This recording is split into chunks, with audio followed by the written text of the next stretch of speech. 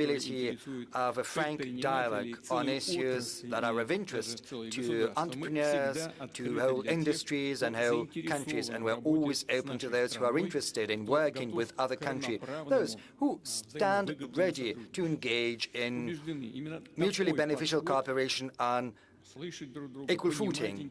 This approach, which consists in listening to one another, understanding the interests of one another, arriving at common solution, that is what harmonious path of development is all about.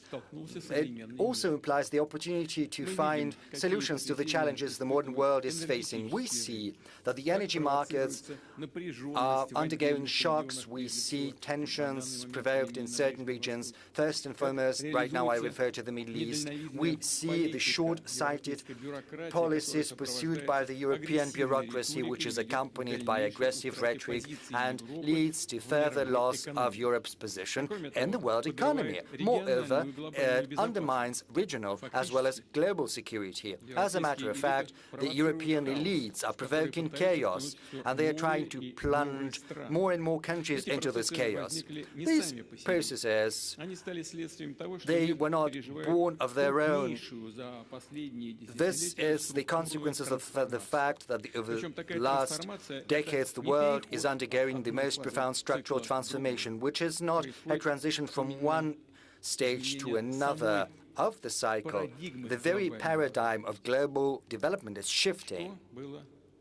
What did we have in the past? What I want to draw your attention to is the fact that for decades, global development model was based around a restricted number of financial centers, technological solution, insurance and logistics hubs, rating agencies, as well as reserve currencies. And this architecture was portrayed as universal, as something that fits allegedly everyone, and hence allegedly neutral. But as a matter of fact, it was increasingly often used as an instrument for political pressure and unfair competition when settlements, technology, logistics, and sometimes even access to information can be switched off in the blink of an eye in order to punish those who choose to act in their own national interests. Basically, this was a deliberately created system of dependence, or system for taking someone else's resources out of them. Right now, the overwhelming majority of countries see that, and this is something that is seen by entrepreneurs, banks, industrial companies, farmers, as well as transportation companies. They see that their investment plans to develop their business can face serious risks, that the external infrastructure they use can be turned against them. That is why countries begin to pursue their own technological solutions, building their own supply routes as well as institutions. Russia feels the full brunt of these changes. The pressure against our country remains, and yet the space for maneuver is growing. We see new partnerships, new financial and technological solutions. We're exploring more promising markets. Thus, Russia believes that the global changes are not just a threat. They also carry enormous opportunities, and to seize them, we're trying to act swiftly and pragmatically. I will reiterate, this current turbulence goes back to the fact that from a vertical hierarchical model which served the interests of a very small group of countries, the world is transitioning to a distributed, more comprehensive multipolar system. What am I referring to? The structure of growth is shifting in favor of new centers of development and the countries of the global south. Colleagues, you see that very well, and this is not a declaration. This is objective realities, because the countries I'm referring to see a growth of population, they see the birth of middle class, a surge in their industry, an expansion of their domestic market, market, which means new cities are being built, just as roads, sports, energy, and digital grids, they build their financial, educational, and scientific centers. I would like to say in that regard that the world is becoming more equitable, fairer, because economic growth is extending to a growing number of countries, giving billions of people who used to be on the periphery of the global economy new opportunities. Importantly, new centers of growth want to select their trajectory of development on their own. They want to get greater share of value added, build their own logos and standards as well as competencies. So if you look at the global GDP dynamics of the last 5 years, you will see that almost half of its annual growth, 49%, is accounted for by BRICS countries, whereas the contribution of the so-called Group of Seven is estimated at 18%. Just for your information, I can tell you that in 2021-2025, the global economy grew on average by 4.1%. Annually, 2% accounted for by BRICS and just 0.8% accounted for by the G7. Right now, the share of BRICS and the world GDP based on purchasing power parity stands at 40%, whereas the G7 share is less than 29%. So BRICS has already overtaken the G7.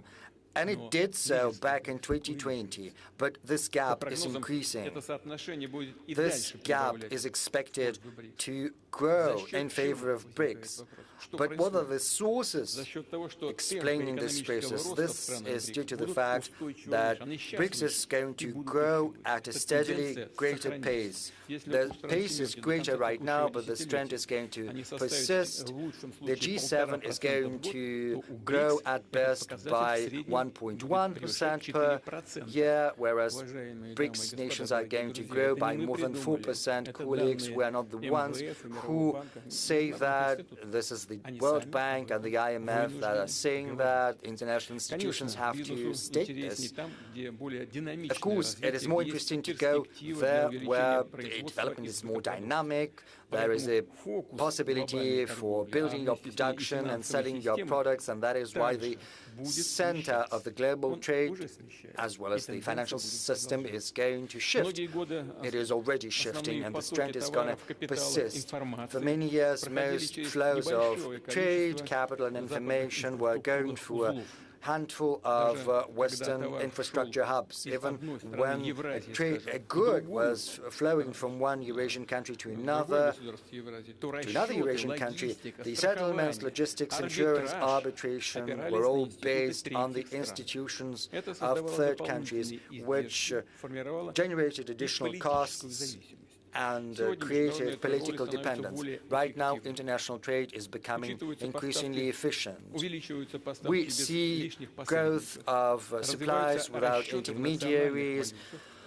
Settlements in national currencies are expanding, new corridors are being set up. In Eurasia, I refer to North-South corridor, Trans-Arctic transportation route, as well as links via the Caspian Sea, Central Asia, the Black Sea, and the Middle East. All of these projects and logistics routes are the emblem of modern development as well as future development.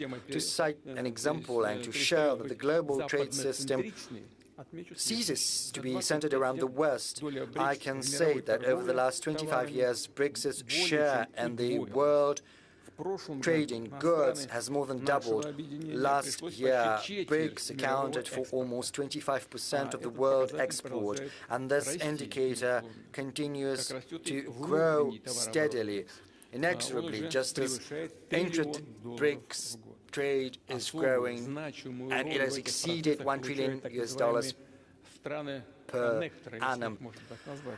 A special role is taken on by the connected countries that are linking together markets, technologies, financial flows, and the culture of doing business. And I'm not just referring to simple transit, carrying goods over a certain territory. The most important thing is to ensure trust, logistics, settlements, legal clarity and technological compatibility. This panel discussion is attended by the President of the Republic of Uzbekistan, whom I would like to welcome once again. I would like to thank you for being here with us on this panel.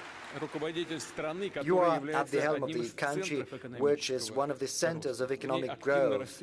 Uzbekistan's population is growing rapidly. It is pursuing industrial plans, improving its agricultural as well as energy potential. Its domestic market is growing too. At the same time, Uzbekistan acts as an important link between Russia, Central Asia, South Asia, China, and the Middle East. When your individual development is harmoniously complemented by advantages of links to other centers of multipolar world, well, these examples are going to be increasingly numerous, and this fully applies to another guest of ours from Tanzania. Once again, welcome, Madam President. Tanzania plays a similar role in East Africa. There's another important trend I would like to point out. The global trade architecture is drifting away from its original principles of the World Trade Organization. Starting from the beginning of the 21st century, the number of bilateral, regional, as well as mega-regional trade arrangements has more than quadrupled. Why is this happening? The erosion of the World Trade Organization was set off by the very authors of these organizations, the Western nations to be more precise. When it benefited them, they promoted the WTO, they invited other countries to join, but once the West started to lose in this competition, universal common rules for the trade introduced by the WTO lost their interests to them. They became more of a burden, and that is when they turned to unilateral restrictions and so-called sanctions, and thus the Western countries basically switched off the WTO mechanisms, undermining trust in them. And once there is no trust, the institution can no longer function properly, and that means the businesses, the countries will have to find another solution, and they are doing that in the form of bilateral as well as multilateral trade arrangements. I said that before, sanctions and basically the theft of Russia's international reserves has had an irreversible effect on the positions of the world currencies, namely the US dollar and euro. This is an evident fact we have to recognize. Right now, all countries without exception, and I would like to underscore that, just as Russia can instantaneously lose access to their legitimate assets denominated in USD or euro, they can also lose access to the Western financial and payment infrastructure. You and we understand that this is all about unfair competition. There can be different pretexts to start that, and they will always find something. In our case, this is the conflict in Ukraine. This can also be the conflict in the Middle East, conflicts in Africa, or the attitude towards the LGBT community. You can find fault with anything, but the basic rationale is basically unfair competition. Another thing that undermines trust in the West is the deplorable state of their public finance. I refer to high public debt and high budget deficit. The Eurozone public debt rose to 81.7% of the GDP in 2025. The worst indicators, well, they are in Greece 146, Italy 137, France 115, Belgium 108%, whereas in Russia it's 16.4% only of the GDP. Well, it's floating a little bit. Yesterday I spoke about that meeting, the heads of information agencies, news agencies. Some experts say it's 15.8, but you know, the figures are incomparable. The deficit of the euro budget in 2021 stands at 3.1%. 1% of the GDP. Poland has a maximum deficit of 7.3%. Belgium has a deficit of 5.2%. France, the deficit of 5.1%. The US has 5.9%, whereas in Russia, the budget deficit is 2.6% maybe by the end of the year. It will have risen a little bit, but still it will be inferior to the budget deficit in other advanced economies.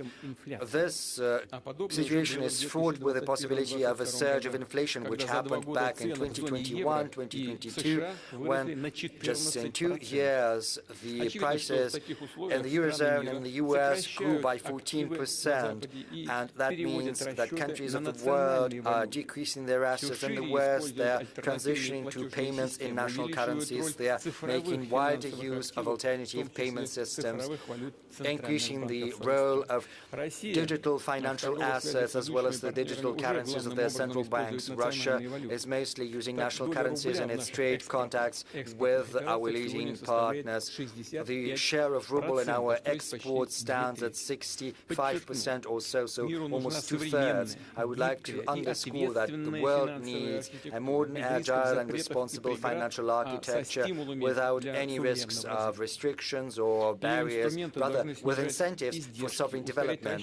These instruments have to decrease costs, speed up settlements, increase access to funding. And of course, we have to make sure there is no tax evasion, no fraud, no money laundering. This is something that has to be in our spotlight always.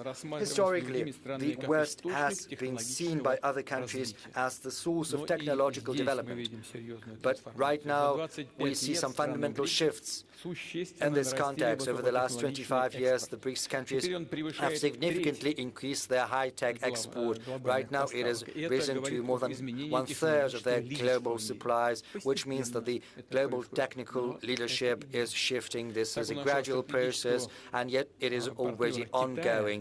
Our strategic partner, China, has most patents in artificial intelligence. Incidentally, Russia also has very good, promising advancements there. Let's give a round of applause to the Vice President of the People's Republic of China, whom we would like to welcome. Another key partner of ours is India, which is one of the leading players in the IT industry. It accounts for a significant share of the global software market. Russia also ranks high in the implementation of digital platforms such as trading marketplaces, solutions in finance and urban services, healthcare, as well as education, which help improve the quality of life of our citizens in Russia and beyond, in dozens of countries where they are vying successfully with similar solutions from abroad. We're also leaders in nuclear. More than 80% of construction processes in NPPs in the world market are conducted with the participation of Rosatom, more than 80%, which is a very significant figure. We have very good engineering as well as technical groundwork in managing water and energy resources, which is gaining an increasing attention in Asia, Africa, and on the world in general. I believe colleagues participating in the panel discussion will agree with that. It is evident that the global transformation is mostly due to technical progress. Experts believe there are 3 key technologies for today and for tomorrow that are capable of transforming the lives of our citizens, how our business is being done, and how the government is operating. I refer to artificial intelligence, which allows processing big chunks of data and making the best solutions in almost all fields. Another technology is autonomous systems, which can radically increase labor productivity and transform whole industries. And third, platform-based solutions, which allow market participants to work directly in real time and autonomously to exchange information and to conclude deals.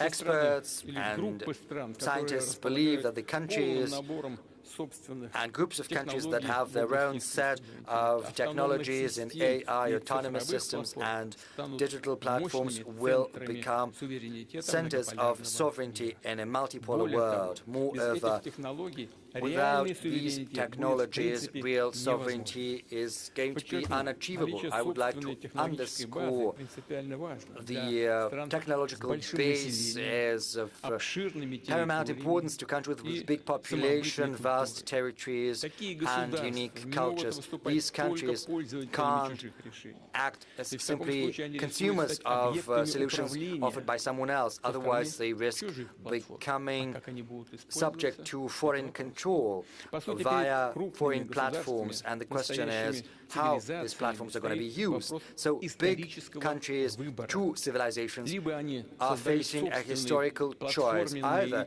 they come up with their own platforms and technological systems, or they are relegated to the digital periphery. And one should not be laboring under any delusion. First, foreign services can be very convenient, but then, sooner or later, you will see what the price of this dependence is going to be. Russia has learned its lesson. We saw that certain suppliers of software left the market. We saw payments blocked. We saw how politics interferes within commercial relations. That is why we're going to strengthen our critical infrastructure, and we will only cooperate and interact with those partners that honor mutual reciprocal obligations and commitments. We have this experience with the People's Republic of China for many years. China is Russia's strategic partner, a genuine one. Our economic cooperation covers almost all fields, from high-tech to transport to mechanical engineering to energy. Distinguished friends, as I said, the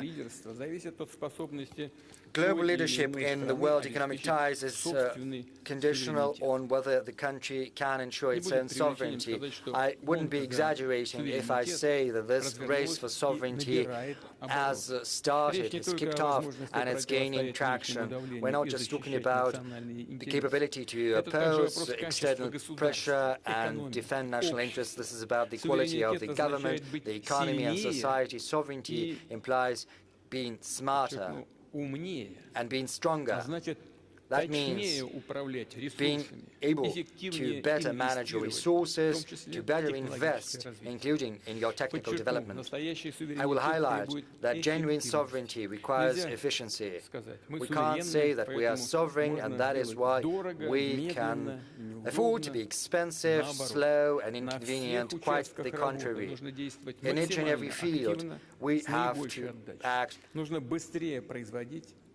the best, with the greatest efficiency, producing better, increasing the income of the government, business, and citizens. In difficult environment, Russia continues to reinforce its sovereignty rather than being isolated. It expands its circle of partners. It's true that the economic dynamics is moderate, and we'll probably get back to that, but I would like to remind you about the task fixed before the government starting from next year. We need to resume steady growth of our economy. We can only do that if we increase capital expenditure, launching a new investment cycle. In 2021-2024, investment growth in Russia was almost 38% in real terms. Last year, of course, there was a certain drop.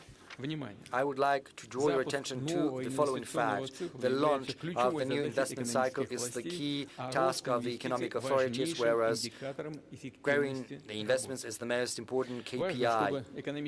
It's important that economic growth should be well balanced. It should be based on domestic demand and combined with further reductions in inflation. And inflation has slowed down significantly, and it keeps going down. I think I mentioned that inflation in this year is expected to be around 5.2%. Colleagues and I are in regular discussions about the economic agenda, and I would like to point out that the industrial output, the GDP, and consumer activity in Russia, all of that is now in the black. In April, industrial production in Russia grew despite all the problems that we have been facing. I think we will face questions about that today too. At least in April, industrial production in our country grew by 1.9%, including the processing industry by 3.1%, while the retail volume of trade increased by 6.5%. In April this year, the GDP grew by 1.3%, and in January to April this year, the GDP grew by yet another 0.2%. Here's what I would like to say. We do hear certain criticisms from all parts, saying that we're going down. Yes, we have gone down to the exact level where the countries of the Eurozone have been for the past many years. The most important factor is that we have preserved the foundations of our macroeconomic policy, and I am sure that we will keep moving forward and upwards, and we must reinforce these trends. And the positions, the standing of our country in the world and our sovereignty must become ever stronger. Therefore, I would like to share certain ideas about what kind of sovereignty we require. Firstly, as stated previously, a sovereign economy is based on end-to-end integration of technologies, the use of advanced solutions, which simplify the work of businesses and automate numerous processes, and thereby assist us in increasing productivity and the economic efficiency in general. This is especially relevant in the areas of defense and security. Russia is showing good results in the integration of digital platforms in all the areas of our economy. Speaking of e-commerce, we see about a 30% growth a year in this field. Our country is one of the global leaders in this area.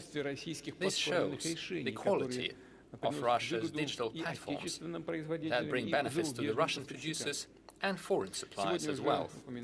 Today, I mentioned our friends and partners from the Republic of Uzbekistan. I will give you an example. The volume of trade in Uzbekistani goods using the Wildberries platform alone in 2023 amounted to $418 million. That was in 2023. In 2025, it amounted to almost $1.5 billion, potentially reaching more than $2 billion this year. What does this mean? The producers of various kinds of goods, including small and medium-sized enterprises and producers, use this platform to access the Russian market. And more than just the Russian market, they have access to other markets as well. And the volumes keep growing. And the people work more efficiently and make more money. Small and medium-sized enterprises are developing. And at the same time, this happens using modern logistics, modern systems of taxation and fee payment, and we can only welcome such solutions. The volume has already grown by 3.5 times and continues to rise, thanks to access to all the consumers on the Eurasian economic space, and access to the partner countries, for example, in the dynamic African continent. This is also what we see using our platforms. Today, this Russian platform opens opportunities for businesses to reach more than 500 million potential customers across the world, and the numbers keep growing. Therefore, Russian digital platforms become a true driver for developing our partners' economies. The introduction of platforms in Russia involves trade, transportation, finance, logistics, tourism, as well as healthcare, education, media, and other spheres. We must build up work in this area and continue integrating digital platforms using artificial intelligence and autonomous systems. We have adopted a national AI development strategy.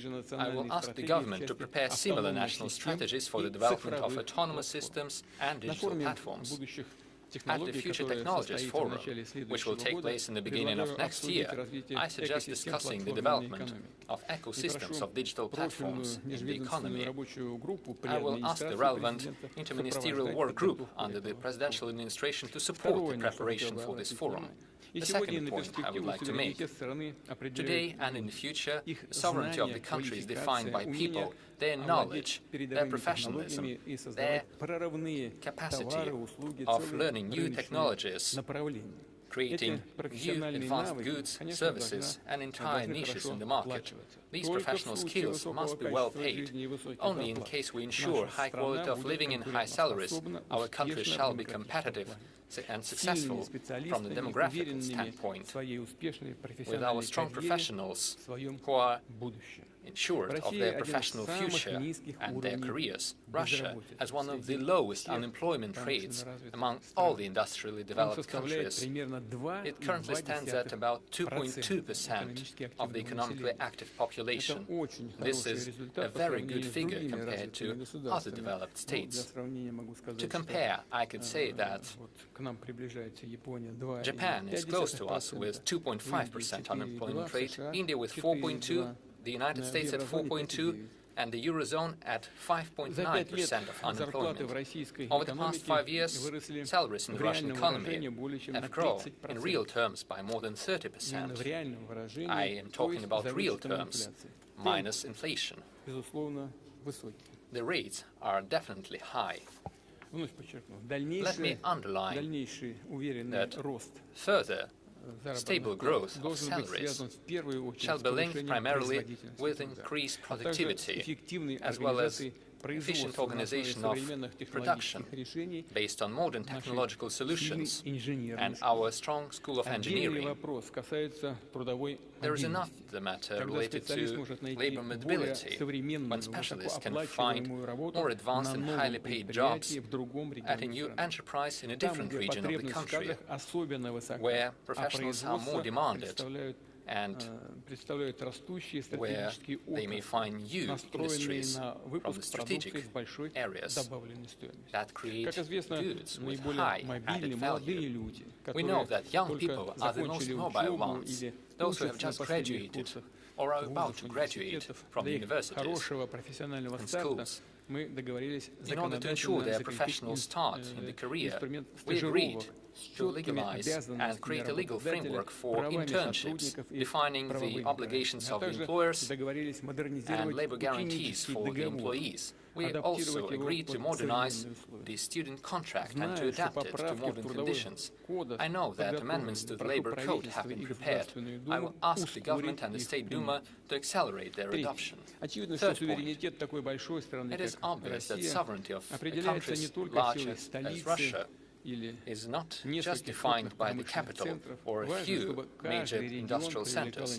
Each region must attract investments, create high-quality jobs, develop their industries and their urban environments. Our platform shows different exhibition stands where the regions of the Russian Federation show their benefits, their successes and their future plans. They organize talks with investors, with companies wishing to reach their markets. I'm sure that the members of our panel's discussions and the guests have already seen the diversity of the Russian regions and had an opportunity to take a look at the exhibition. As per tradition, during the forum, we take stock of the national rating of the investment climate in various regions of Russia. The first place this year was given to Moscow, the republics of Tatarstan and Bashkortostan, the regions of Nizhny Novgorod and Moscow. For the first time, St Petersburg and the region of Sakhalin were among the top regions in investment climate. The regions showing the best dynamics are the Antimansy and Yamal-Nenetsk autonomous regions, the regions of Omsk, Vladimir, Volgograd, as well as Krasnodar and Primorye. I congratulate our colleagues on achieving such good results.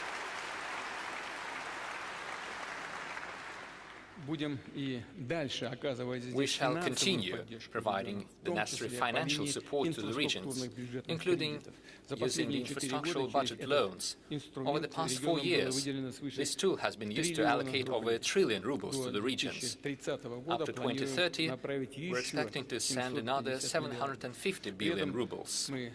At the same time, we cancel the debts of the regions on budgetary loans. Over the past 2 years, this amounted to almost 440 billion rubles, and this year we will postpone the payment of such debts by over 100 billion rubles. The regions may allocate these funds for development projects. Let me add that starting this year, the national rating of the investment climate takes into account another area. I am talking about the reduction of the investment construction cycle on the cultural heritage side. Old houses, mansions, buildings. The priority is to repair them, to renovate them, make them available for visits by the citizens. This is especially relevant for the cities of Central Russia, for our tourist points of attraction, including those on the world-renowned route of the Golden Ring. Let me take note of successful work on cultural heritage sites in the regions of Yaroslavl, Nizhny Novgorod, Lipetsk and Novgorod, as well as the Republic of Tatarstan. I hope that other regions will follow their example.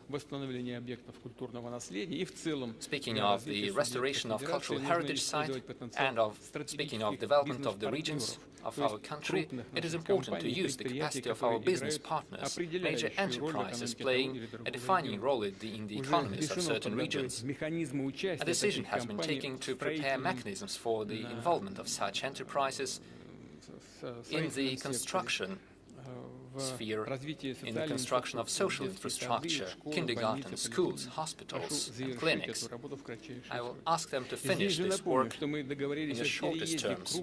We have agreed that major state companies and corporations shall move from Moscow to the regions in order to decrease the load on Moscow and give a new push to the development of businesses in the regions, to increase their revenues and to create new jobs.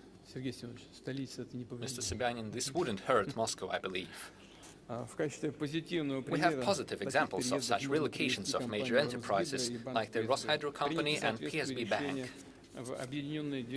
The United Engine Construction Corporation has also taken similar decisions. The Russian Railroad Company is finalizing such steps, and other railroad construction companies are also considering such decisions. I understand the difficulties related to the relocation of companies, but we need to be more active in such efforts. Furthermore, modern entrepreneurship is not only about business development. This is a truly creative work, which creates a more comfortable urban environment and entirely new cities which are comfortable and attractive for life. We have such examples. I believe it is important to support initiatives of private investors, to give them more creative freedom using new economic and constructive solutions, to connect high-tech investments, tourism, culture, creative solutions and local identity as part of the special legal regime. We also need to consider the possibility of collective investment into urban environment projects. I'm talking about the mechanisms that would allow the citizens to be directly involved in the development of their own region or their village, to invest into the improvement of the places where they live. I asked the government, together with the Institutes of Development and the Strategic Initiative Agency, to establish the legal framework for that. The next point, a strong, sovereign, dynamic economy means more private initiatives. It is the entrepreneurs and companies who establish new market niches, produce new goods and services and stimulate employment. To ensure high business activity, we need predictability and stability of the investment climate. Business shall clearly understand the taxation system, the tariffs, the regulations, the measures and mechanisms of support by the state. In general, They must understand the working conditions for years to come. We have already fine-tuned the taxation system, and we have created the system of supporting investments at the federal and regional level. We cooperate with the business community, and we have prepared the national model of target conditions for doing business. I'm talking about specific steps to simplify registration of companies and for filing financial and taxation reports. We shall continue such work, making it more comfortable to connect companies to the infrastructure, to improve the efficiency of law application and so on. Let me emphasize that the national model must bring tangible results for businesses and for entrepreneurs. I will say a couple of words about the systemic work with small and medium-sized enterprises. We have done a lot to make sure that the young entrepreneurs can easily start a new business, start their production and provide highly demanded services for the population. As businesses grow and develop, sometimes there are certain organizational difficulties and additional financial burdens, and not every entrepreneur is ready to deal with them.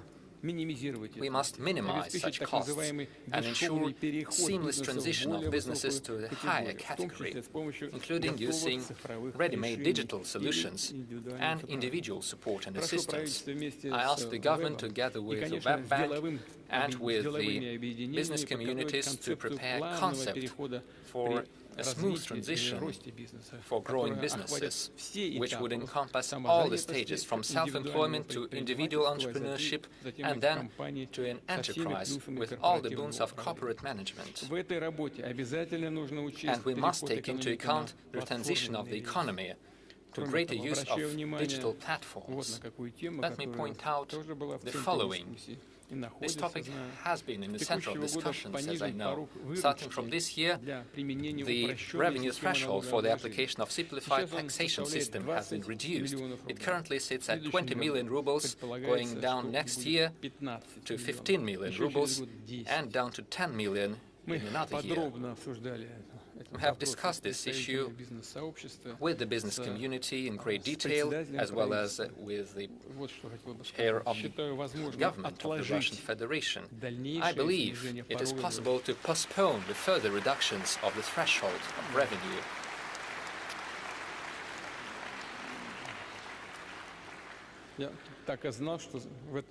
I knew that there would be a vivid reaction to these words from the audience. We must keep this at the current level. I will not give the specific timelines, but the further the better. I ask the government, together with the members of the State Duma, to take the necessary amendments. And together with the representatives of business communities, I suggest thinking about more preferential and comfortable rates and conditions for small and medium-sized enterprises in the production areas. I think this would have a positive effect on establishing a more fair and competitive business environment. This task of the so-called whitening of our economy has been set forward, and we will advance in finding a solution. And the next point, a strong and sovereign country cannot be closed off or isolated. Life has proven that we must produce critically important produce and goods. We must reinforce the infrastructure that has the highest importance for state security, for entrepreneurs, and for improving the quality of life. At the same time, we must build up links with our foreign partners, establish cooperation, advance trans-border projects. We shall continue carrying out our plans to expand our automobile roads and railroads. Using Russian technologies, we shall develop the network of high-speed railroads. We already have the pilot project, the Moscow-St Petersburg Railroad. We shall also expand the capacity of seaports and the Trans-Arctic Transportation Corridor as a global artery. We shall develop Russian trade and icebreaking fleet, build tankers and other vessels of different classes. Our goal is to become one of the top 10 countries in the deadweight of our trade fleet. I ask the government, the transportation ministry to continue working to increase the attractiveness of our national trade flag. Our own logistical and industrial, technological and financial resources and a predictable environment for businesses and professional development are great competitive advantages in the global market. These are the preconditions for successful work with the countries and the investors interested in cooperation and partnership, with those who want to build up mutually beneficial alliances with us, those who want to invest into Russia, into joint businesses, and invite our Russian companies for cooperation. I am sure that the organization of events such as the St Petersburg Economic Forum shall make a great contribution into this major and very important work, allowing all of us to achieve new success, to ensure the flourishing of our countries and people. Thank you for your attention.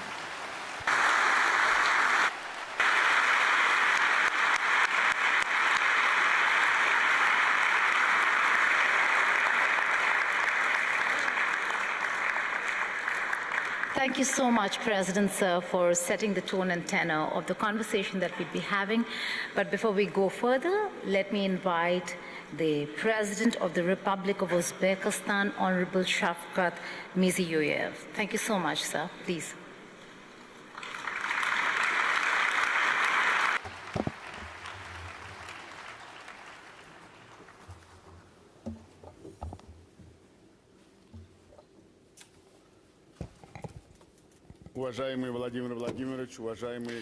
Dear Vladimir Vladimirovich, esteemed heads of state and government, ladies and gentlemen, first of all, I'd like to express my sincere gratitude to the President of Russian Federation, His Excellency Vladimir Vladimirovich Putin, for this hospitable invitation and all its warm hospitality, and we all feel it here in St Petersburg. I would also like to welcome Her Excellency, the President of Tanzania, Madam Samia Suluhu Hassan, and His Excellency Mr. Zheng, the Vice President of the People's Republic of China. It is a great honor for me to participate in the St. Petersburg's International Economic Forum, which over the course of its 30-year history has become one of the most prestigious and sought-after platforms for discussing the key matters on the global agenda. I am delighted to be back in St. Petersburg, the cultural capital of Russia, a city with a special history linked to Uzbekistan, spiritual closeness and human destinies. That's the connection we have. During the harsh war years, many Uzbek people participated in the defense of Leningrad, while Tashkent sheltered more than 1.5 million evacuated children, women, and elderly people. The memory remains part of our shared moral fabric, the memory of the victory we share. Dear forum participants, today, right here on the banks of the Neva River, we remember, we recall the past, we reflect on the past, and we're also discussing the future and the new architecture of the global economy. Just now, Vladimir Vladimirovich has brought our attention to that.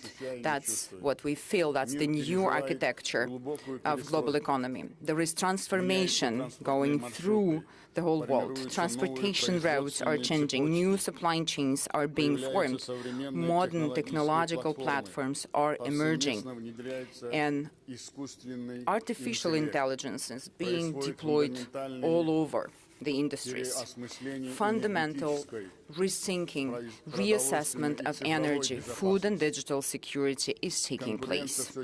Competition is increasingly evident not only in the struggle for markets and natural resources, but also is shifting into the realm of technology, algorithms, logistics, and infrastructure.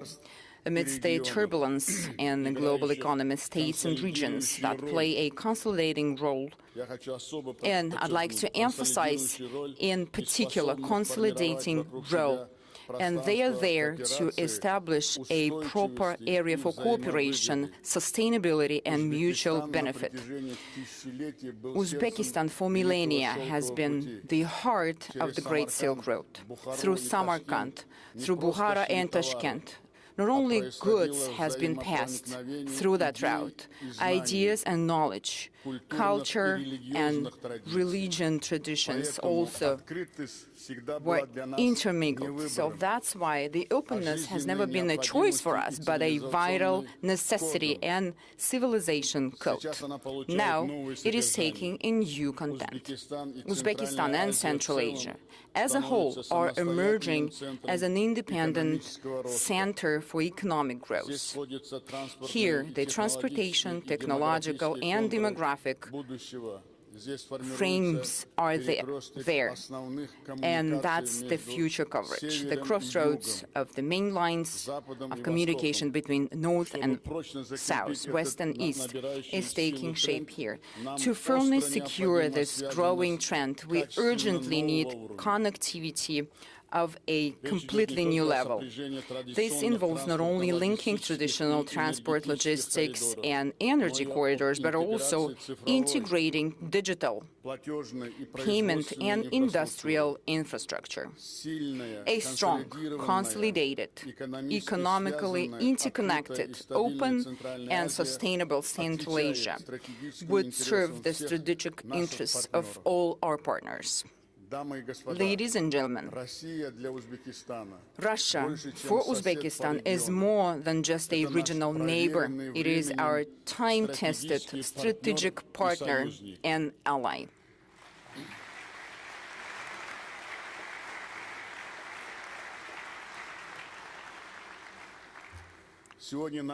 Today, our relations have entered a new era. Our cooperation has become multi-level, multifaceted. We've progressed from just simple trade in goods and commodities to complex industrial chains, technological alliances, joint engineering and localized production. According to our statistics, mutual trade turnover has more than tripled over the recent 10 years, rising from $4 to $13 billion. The current portfolio of joint projects with Russia exceeds $50 billion. Trade and economic cooperation between the regions of our two countries is steadily expanding. Our main partners are involved completely, Moscow and St Petersburg.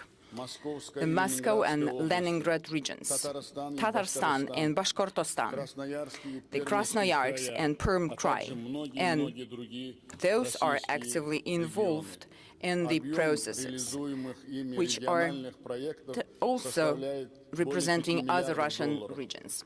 The value of the interregional projects that they are implementing amount $5 billion with an additional investment package of $5 billion in the pipeline. The cooperation encompasses all key industries, including energy, chemicals, and petrochemicals, mechanical engineering, agriculture, logistics, textile, food industry, and many other sectors. Among these, the joint industrial park in 5 regions of the Republic of Uzbekistan, and that gives strong results for our joint efforts.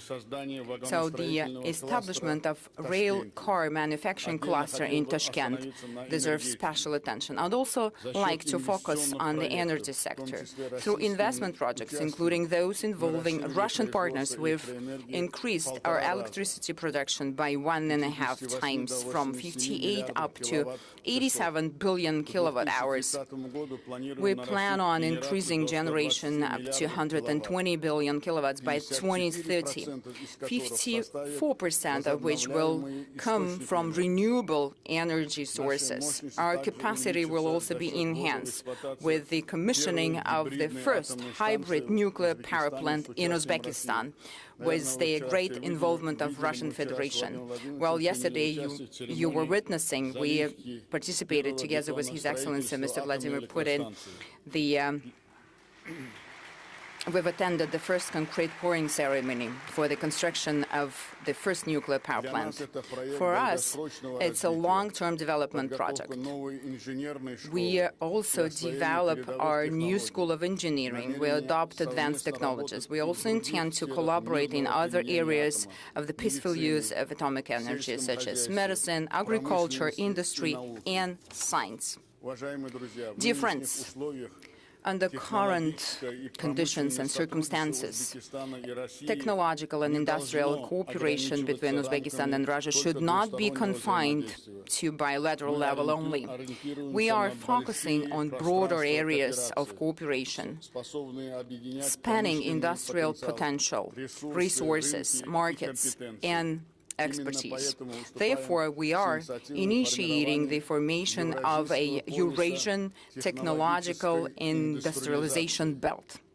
This is an interconnected system of industrial and technological clusters united by a single digital platform for industrial cooperation.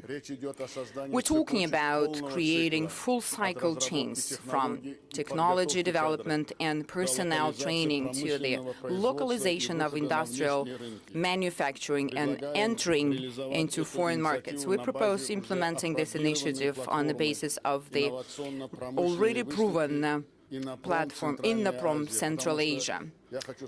And I'd like to emphasize here that within this period of time, within these years, we were able to gain great experience of joint efforts. It is held annually in Tashkent. This approach will enable businesses to find partners directly and establish mutually beneficial relationships. Ladies and gentlemen, well, indeed, digitalization is a promising area of cooperation. There is no doubt in that, as it is becoming a new language of economy. While infrastructure used to mean roads, pipelines, and power lines, today it primarily entails digital platforms. They form an entire ecosystem comprising jobs, logistics, payment services, and new export opportunities. Uzbek businesses are actively developing digital solutions and are open to technological partnership with a wide range of countries. For instance, our sales volume has increased 3.5 times over the last few years through Russian marketplaces, and Mr. Putin has mentioned that as well in his welcoming remarks in his address, and I'd like to emphasize that as well. And digital services reaching over $1.5 billion, that's quite strong result, I think, and it's a great perspective for our future cooperation. To deepen our cooperation, we propose creating a joint digital ecosystem. This could initially include aligning regulations for digital trade and urban services, further promoting Uzbek and Russian brands on mutual platforms, establishing a unified digital employment profile, and developing artificial intelligence-based products. This will open up new markets for businesses and will provide our nationals, our citizens, with additional income opportunities. At the same time, in the pursuit of digitalization, it is important to keep in mind that ultimately the individual human being is at the core of all transformations. Today, Uzbekistan is one of the youngest countries in the world, with more than half of its population being young people. That's not just a statistics. It is the source, the energy for development. It sparks new demand. It is our future. Our task today is not merely to provide young people with modern knowledge, equip them with that. It is also crucial to create an environment, conditions for them, where young people can master advanced skills and realize their potential. Cooperation in education and professional training plays a special role here. Uzbekistan is home to 32 branches of foreign universities. I'd like to repeat this figure. It is important. Together with Vladimir Vladimirovich, we worked together, and there was great support on behalf of Mr. Putin. Out of 32 branches of foreign universities, 15 are from Russian Federation. That's the largest network of Russian universities abroad.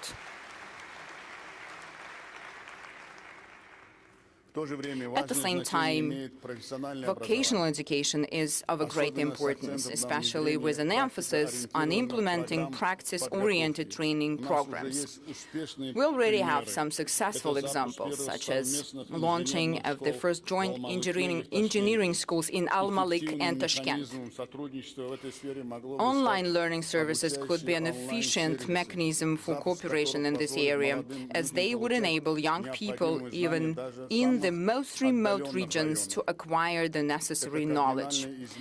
That would fundamentally change the labor mobility model and elevate its organization to a qualitatively new level. So in that regard, we propose creating a joint online platform for human capital development. The platform will link education, professional training, and the labor market. The system could integrate educational programs, language and IT courses, support for young entrepreneurs, and access to employers. For the youth, it will be a clear pathway into new economy. For businesses, it will be a great access to a pool of trained specialists. For universities and colleges, well, they will benefit from connection to real market demand. For Uzbekistan and Russia, it represents a long-term, and that's the most important thing, investment in our most valuable asset, our people. And if Vladimir Vladimirovich would support me on that, we will task our respective ministries to launch such a platform without any delay. Vladimir Vladimirovich, can we do that? And I would like to highlight tourism as a separate humanitarian foundation for our partnership. This industry is best suited to foster the economy of trust. When people come to Uzbekistan, they experience not only monuments and cities, but also the culture, hospitality, the business environment, and business opportunities. In 2025, we hosted nearly 1 million Russian visitors, and we are ready to welcome even more this year. To this end, we are developing our tourism infrastructures, and not only that, but also creative economy. By 2030, creative economy will account for 5% of our GDP. Thereby, it will become one of the key drivers of economic growth. In order to strengthen cultural and humanitarian dimension of our cooperation, we propose launching the project named From Samarkand to St Petersburg, and that will be Creative Tourism Corridor.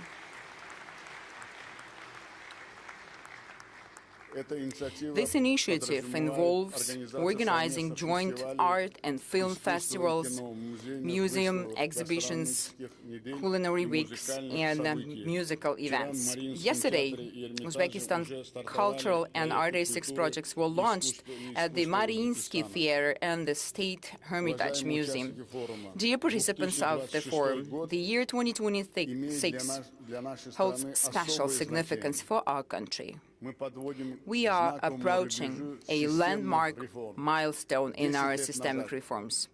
A decade ago, we embarked on the construction of a new Uzbekistan based on openness, inclusivity and pragmatism.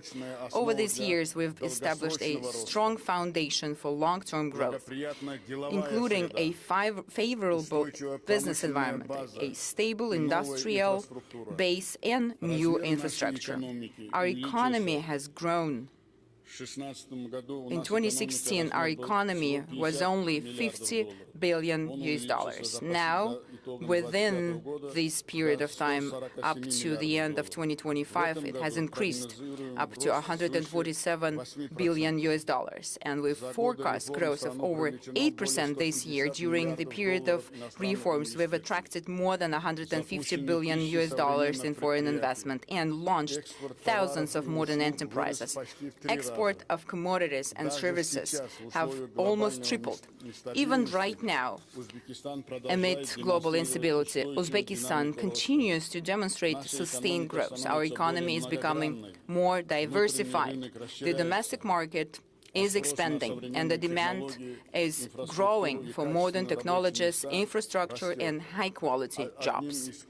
One of Uzbekistan's key strengths is its young, vibrant, and rapidly growing population. This provides a long-term foundation for the development of entrepreneurship, technology, services, and industry. However, demographics alone do not guarantee success. This potential must be transformed into a powerful and intellectual resource, manifesting as competencies, productivity, and the capacity to create high value-added products and technologies. Since the beginning of our reforms, we've been committed to integrating market efficiency and social responsibility. This is the defining feature of the Uzbek model of economic development. The growth must be not only just rapid, it must also be sustainable, inclusive, and focused on improving people's quality of life. Over the last 5 years alone, the populational aggregate income has increased 2.5 times fold. Our main criteria are the high quality of life, human dignity, and unlocking the potential of every human being, every individual. The Uzbekistan 2030 development strategy is designed to achieve this very goal. Our aim is to raise the population's income to above average levels by this date. Transition of all sectors to a technological and innovative growth model, and increase the size of the economy by another 1.5 times to over $240 billion. Dear foreign participants, we are consistently creating all necessary conditions for global investments here in Uzbekistan. We are establishing a favorable business climate, improving market institutions, and increasing the level of competition and production potential. We invite present here investors to create new industrial value chains with the high value-added values. Our priorities are the deep localization of competences, production, and R&D, as well as the development of modern engineering and new export avenues. This is particularly important in the sectors where the new economy is taking shape today: industrial processing, agri-tech, biochemistry, robotics, digital solutions, artificial intelligence, and infrastructure projects. We see great potential for cooperation through public-private partnerships in the various sectors, including energy, aviation, education, and geology, and many other areas. We offer interested partners not only the access to growing domestic market, but also the access to neighboring countries and regions. Dear friends, Uzbekistan is a reliable and predictable country for the global business community. The trend of our economy towards the highest level of openness is objectively confirmed by leading rating agencies. This year alone, our country has risen another 14 places in the Index of Economic Freedom. In recent years, we've placed $16 billion worth of sovereign and corporate bonds on international markets. Last month, the London Stock Exchange hosted the initial public offering of shares of the National Investment Fund of Uzbekistan that consolidates the assets of our major state-owned companies. In order to further develop the capital market and create a sustainable financial and investment platform that operates according to the best standards, we've started to set up the Tashkent International Financial Center. The center's special legal and tax regime will provide investors with convenient tools and reliable guarantees for conducting business. Taking this opportunity, I would like to invite all of you to the Tashkent International Investment Forum, which will be held on June 16 through June 18, and that will provide an opportunity to gain first-hand experience of the opportunities and prospects of new Uzbekistan. Ladies and gentlemen, the theme of this year's forum, the motto of that, is quite symbolic. It's pragmatic dialogue, the path to a stable future. Indeed, open and respectful dialogue has become the main prerequisite for sustainable development today. The new opportunities arise where there is trust, a willingness to cooperate, and a commitment to finding solutions together. The partnership between Uzbekistan and Russia is a prime example of this kind of interaction. I'd like to once again express my deepest gratitude to His Excellency Mr. Vladimir Vladimirovich Putin, the President of the Russian Federation, for the invitation to this major international forum and the opportunity to present the development priorities of New Uzbekistan. In conclusion, I wish all the participants productive work and meaningful exchange of views. Thank you for your attention. Ladies and gentlemen, that's the President of the Republic of Uzbekistan. I'd now like to invite the President of the United Republic of Tanzania, Honorable Samia Suluhu Hassan. Madam President, the floor is yours.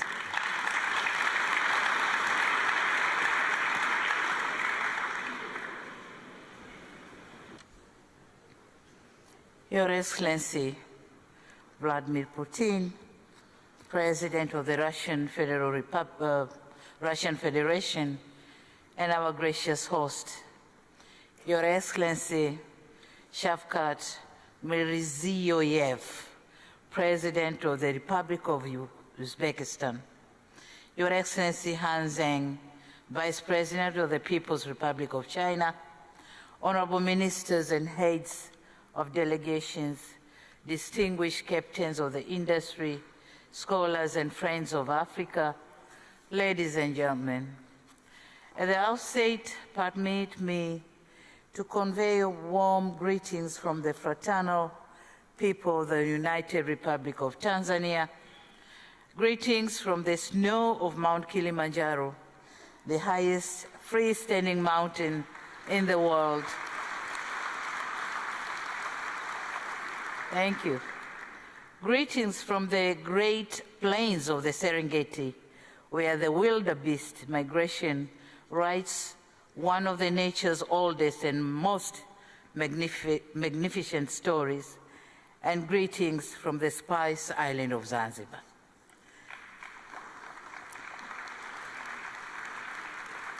It is a profound honor to stand before you before this distinguished plenary, a stage that for over 29 editions have become one of the world's most significant platforms for candid economic conversations. I sincerely reiterate my profound appreciation to our host, His Excellency President Putin, and the people of the Russian Federation for the warm hospitality extended to me and my delegation since our arrival in this magnificent country. Excellencies, as you may be aware, Tanzania and Russia share a long-standing partnership that spanned more than 6 decades. In December this year, our two countries will commemorate 65 years of diplomatic relations. Certainly, we do not take this milestone for granted. We treat it as an enduring testament of strong commitment to a mutually beneficial partnership that seeks to uplift the lives of our people. Excellencies, Tanzania is one of the fastest growing economies in Africa. Our economic growth currently stands at 6% and projected to expand to 6.3% by the end of this year. The goal is to attain an upper middle income economy status with a per capita income of around 7,000 United States dollar, in line with the Tanzania Vision 2050. In order to achieve this goal, we are building 3 pillars at once. We are prioritizing construction of transport infrastructure, including the standard gauge railway, with plans to connect the Dar es Salaam port to the land-linked countries of Rwanda, Burundi, and the Eastern Democratic Republic of Congo. On the same note, the 5-year development plan 2026-2031 outlines plan to extend the railway networks connecting Tanga port at the north of Tanzania to Musoma port in the Lake Victoria, and this is to facilitate transportation facilities in Lake Victoria to the neighboring countries. The Southern Corridor Railway, which is going to connect Tanzania to Malawi and Mozambique, is another railway project.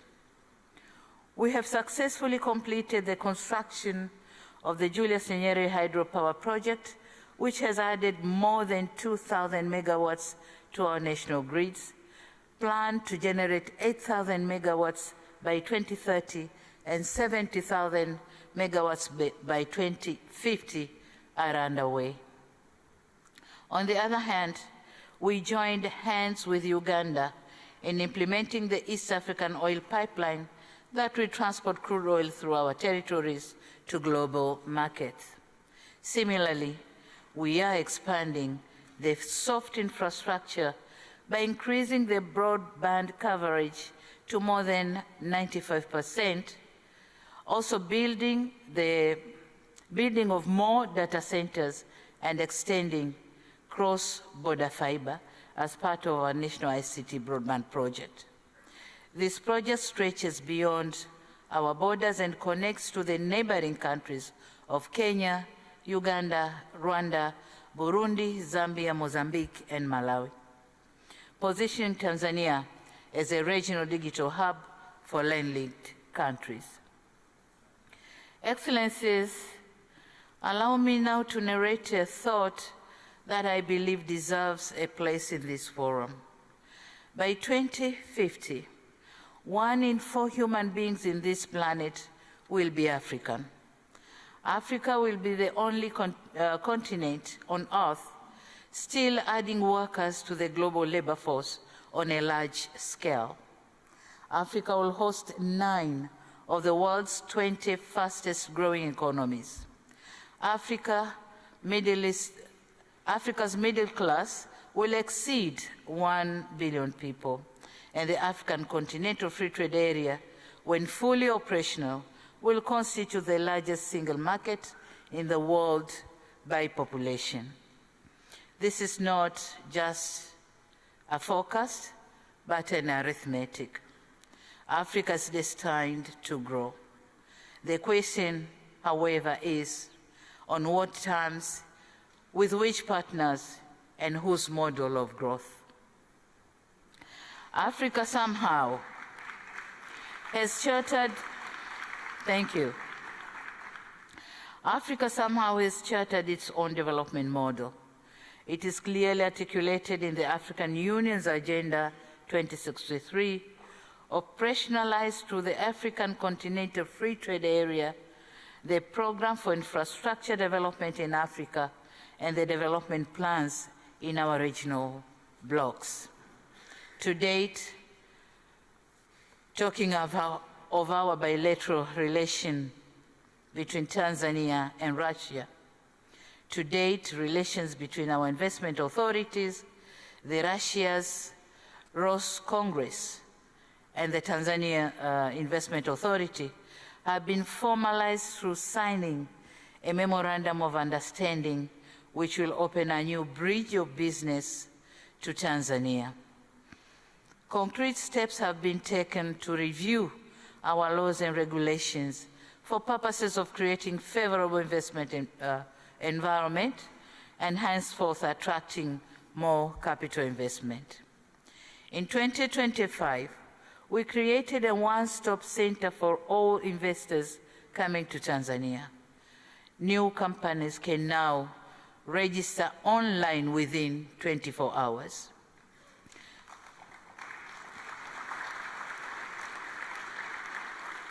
And this has transformed Tanzania into the fastest growing investment destination in Africa, receiving around 12 billion worth of foreign direct investment in 2025 compared to merely 3 billion in 2021. We are proud to say Russia enterprises have contributed to this growth trajectory. Our trade has equally remained steady at around $4 million annually. Tanzania's challenge to export more to Russia, and Russia is exporting more to Tanzania. Ladies and gentlemen, at this juncture, allow me to mention 5 main projects which we are here to seek partnership from international business community. First, we are delighted to inform you that Tanzania is embarking in one of the most ambitious port infrastructure development encompassing special economic zone. And this is being done just 4 kilometers north of our commercial city, Dar es Salaam. We are turning a small historic trade vicinity into a global hub of commerce, manufacturing, and maritime sector development.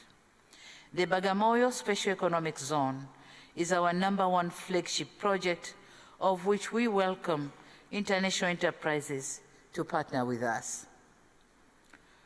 Moreover, we are developing a complex Mangapwani port, transshipment port in our beautiful island of Zanzibar.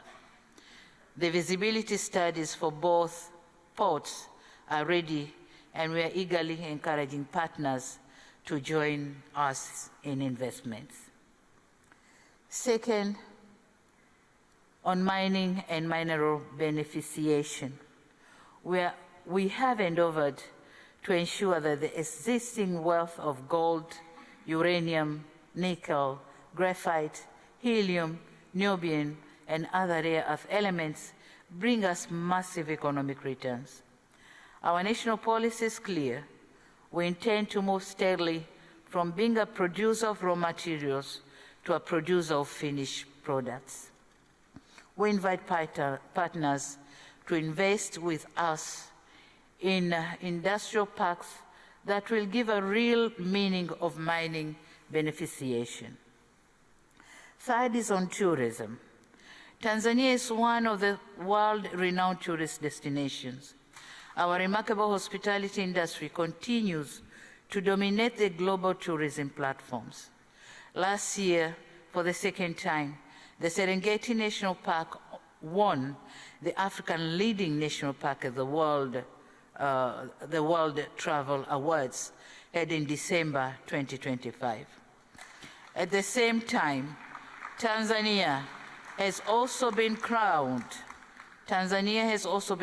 as Africa's leading destination, and Zanzibar was awarded Africa's best corporate retreat destination.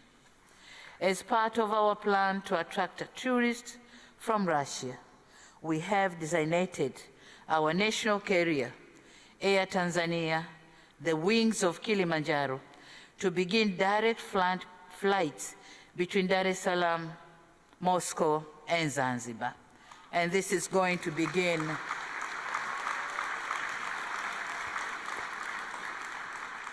the first flight is expected to be on the 2nd of July this year.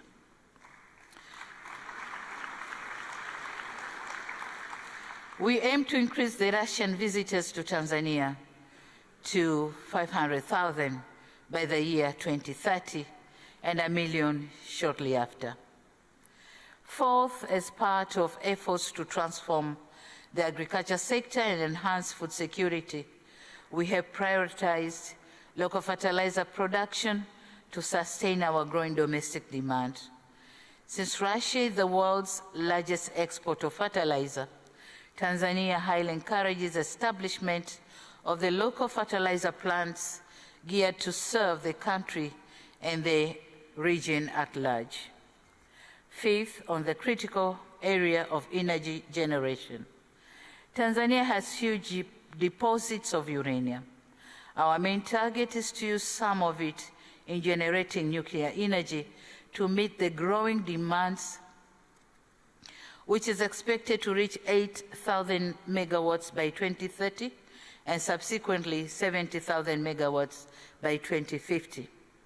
It is in this context that Tanzania is advancing to nuclear energy as part of our long-term strategy to diversify our energy mix and support sustainable economic growth.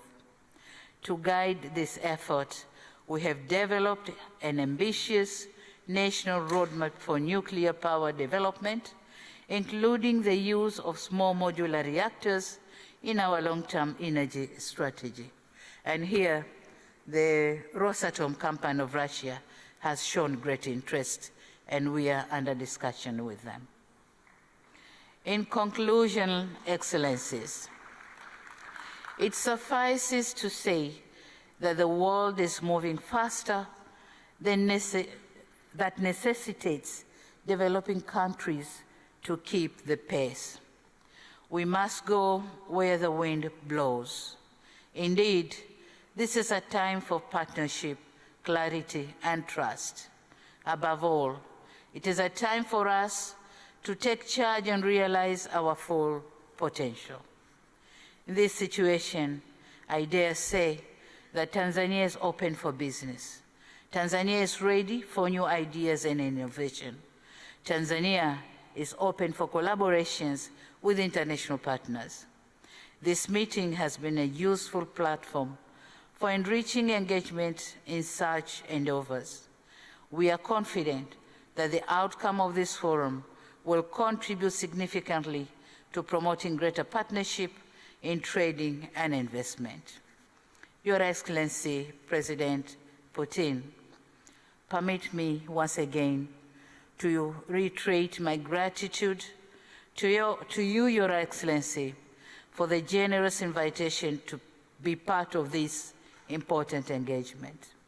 I also look forward to closer and greater economic collaborations between Tanzania and the Russian Federation, as well as other international enterprises who are ready to work with us. Asante sana, spasiba bolshoi. Thank you very much.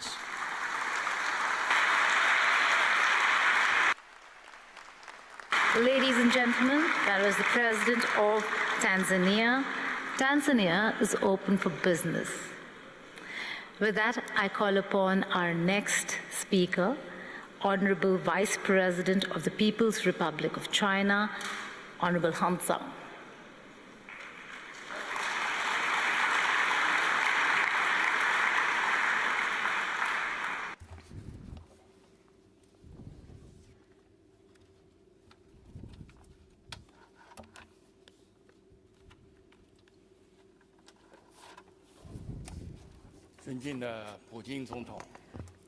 Esteemed President Vladimir Putin,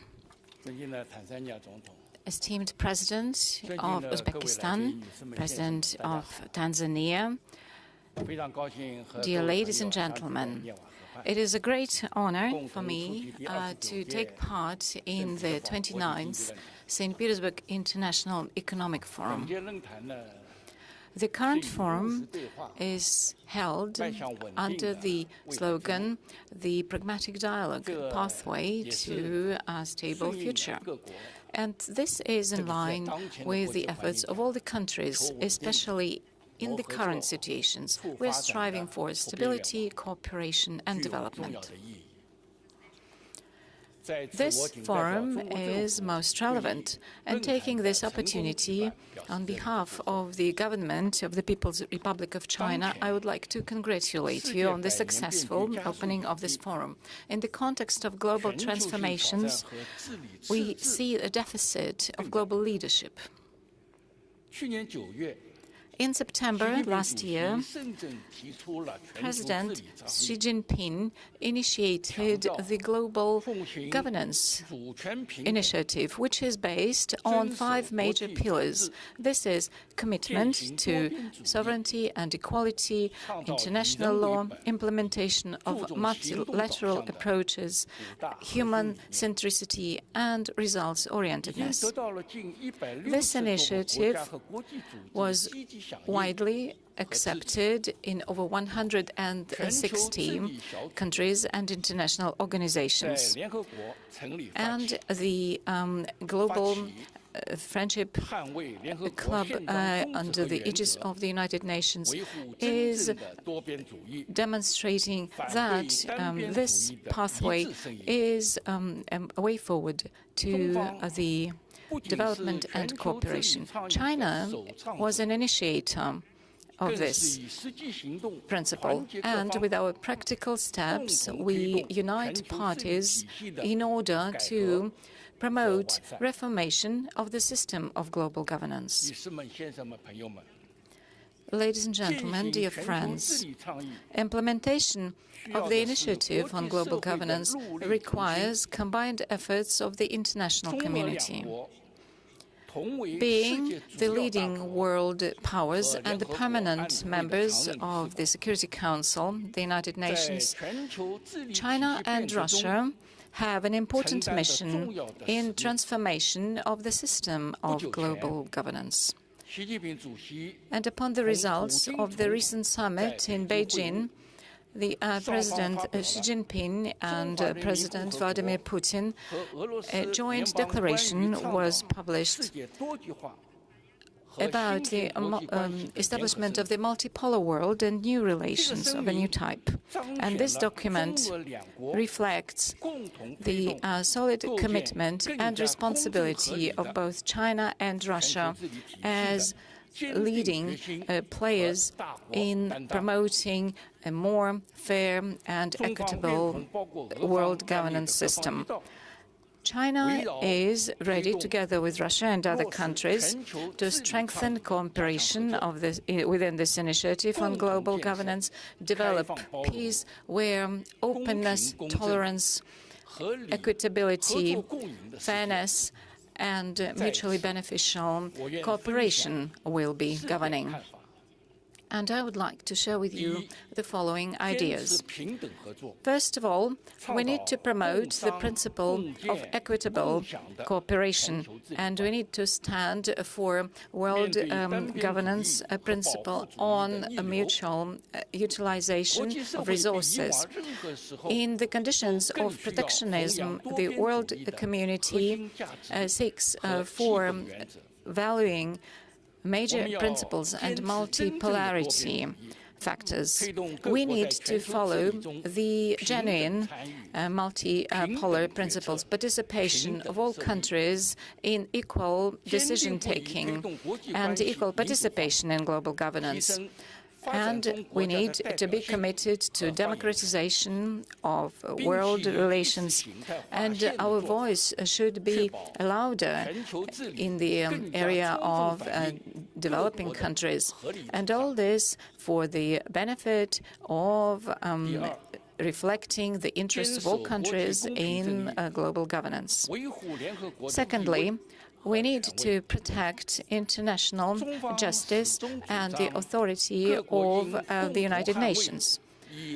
All parties should protect the international system based on international law, world order, and the governing norms of world relations in line with the principles and Charter of the United Nations.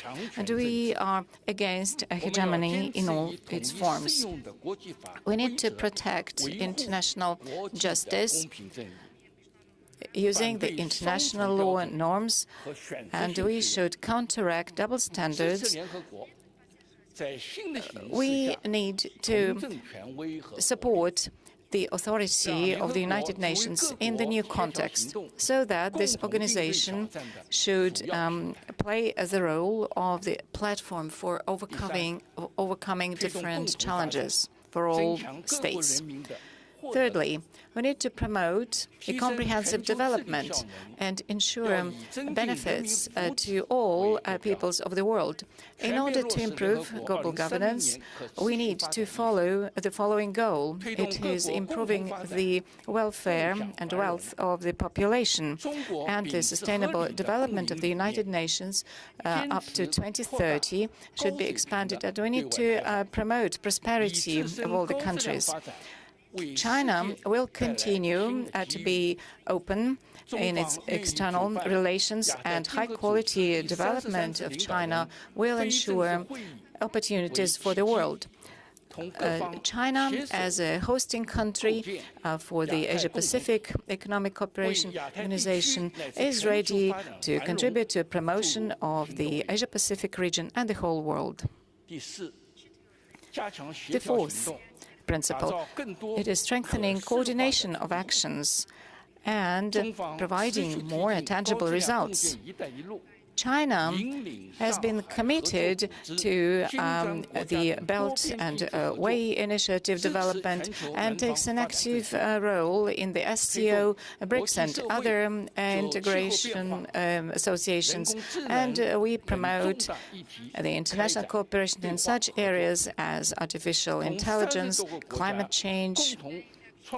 China is also a co-founder of the International Organization on Mediation, together with over 30 states.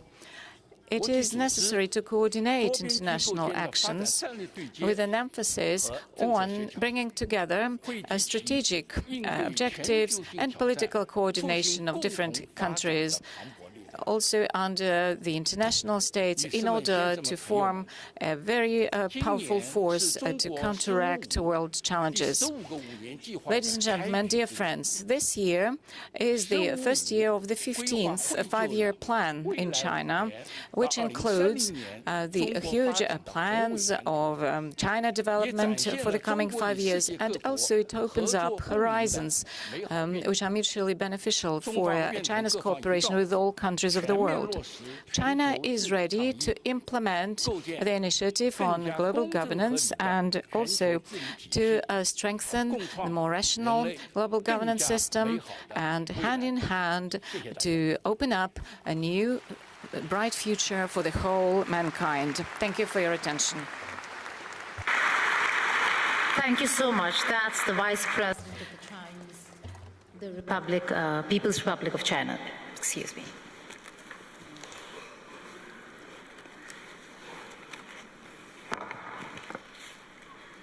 We're now going to open up the Q&A session, and we begin with what this room looks like. 130 countries, representation from not just the global south. We're looking at America for the first time being represented in this room. Yes, Rodney Mimcook Jr. right there in front of me.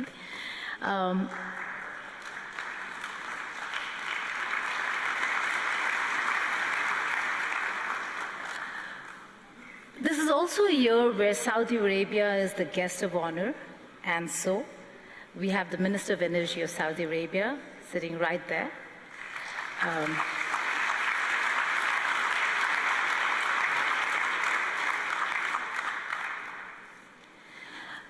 So, Honorable President Putin, my question to you is, with 130 countries being represented in this room, when the world talks about economic isolation of Russia, does this look like isolation? And pardon me for being a little forward when it comes to thoughts and opinions. Is it Russia that is isolated, or is it partly Europe today that stands isolated?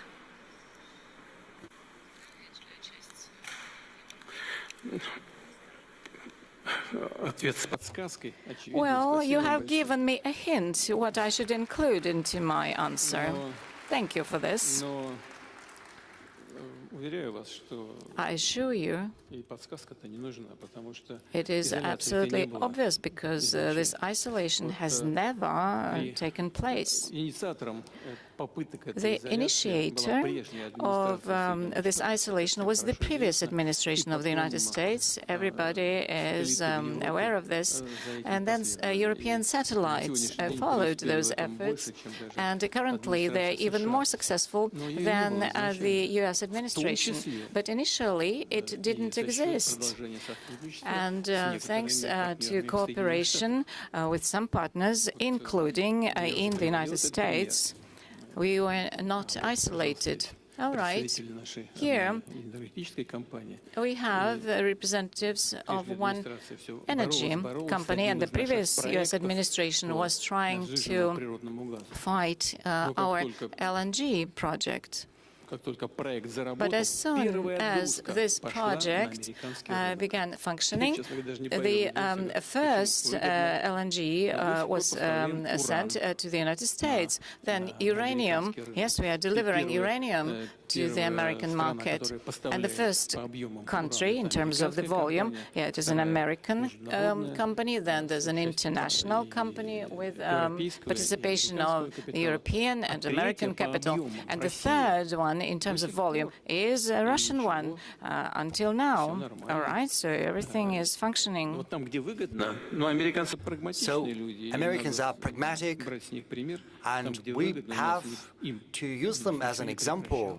So whenever it benefits them, things went on. We still keep energy projects going in the Russian Far East with certain countries that formally, officially have announced their withdrawal, and yet they still remain in these projects. They keep progressing, and I'm not even talking about our friends, and not just friends. I would like to highlight that. Our reliable partners, I refer to African countries. I refer to countries of Asia, India, naturally. India, which has never followed any diktat from abroad, or the People's Republic of China, whose sovereignty and sovereign decision-making can never be contested. And as far as organizations, international ones are concerned, we have been working, and we have been working with our partners and historical neighbors, so everything keeps going, progressing. There is not much damage to us. And as you've pointed out, we see official representatives from the United States of America. I know there are representatives of Europe, and this is something we welcome. We have never isolated ourselves from anyone. And if the situation has changed in a way that we've got people from these countries, this is something we can only rejoice in, welcome. I promised to stick to the economic questions, but being a journalist, I have to ask you this. The Ukrainian President Vladimir Zelensky wrote an open letter, and he's not just offered direct talks. In the same breath, he's also directly threatened you and has called this your war. I'd like to quote him, if I may. He says, "Our long-range drone paid a visit to your forum in St. Petersburg, covering a distance of more than 1,000 kilometers. He says this war is your personal choice, a war without a real cause. We hear you are comfortable with the war, not in those cases when it comes to security of your residence in Valdai or your parade in Moscow. Your own life is valuable to you." He adds, "You will have to fight much harder for your own existence, not Russia, but your own." He has proposed to set a clear date for a meeting between you and him. Your first reactions are?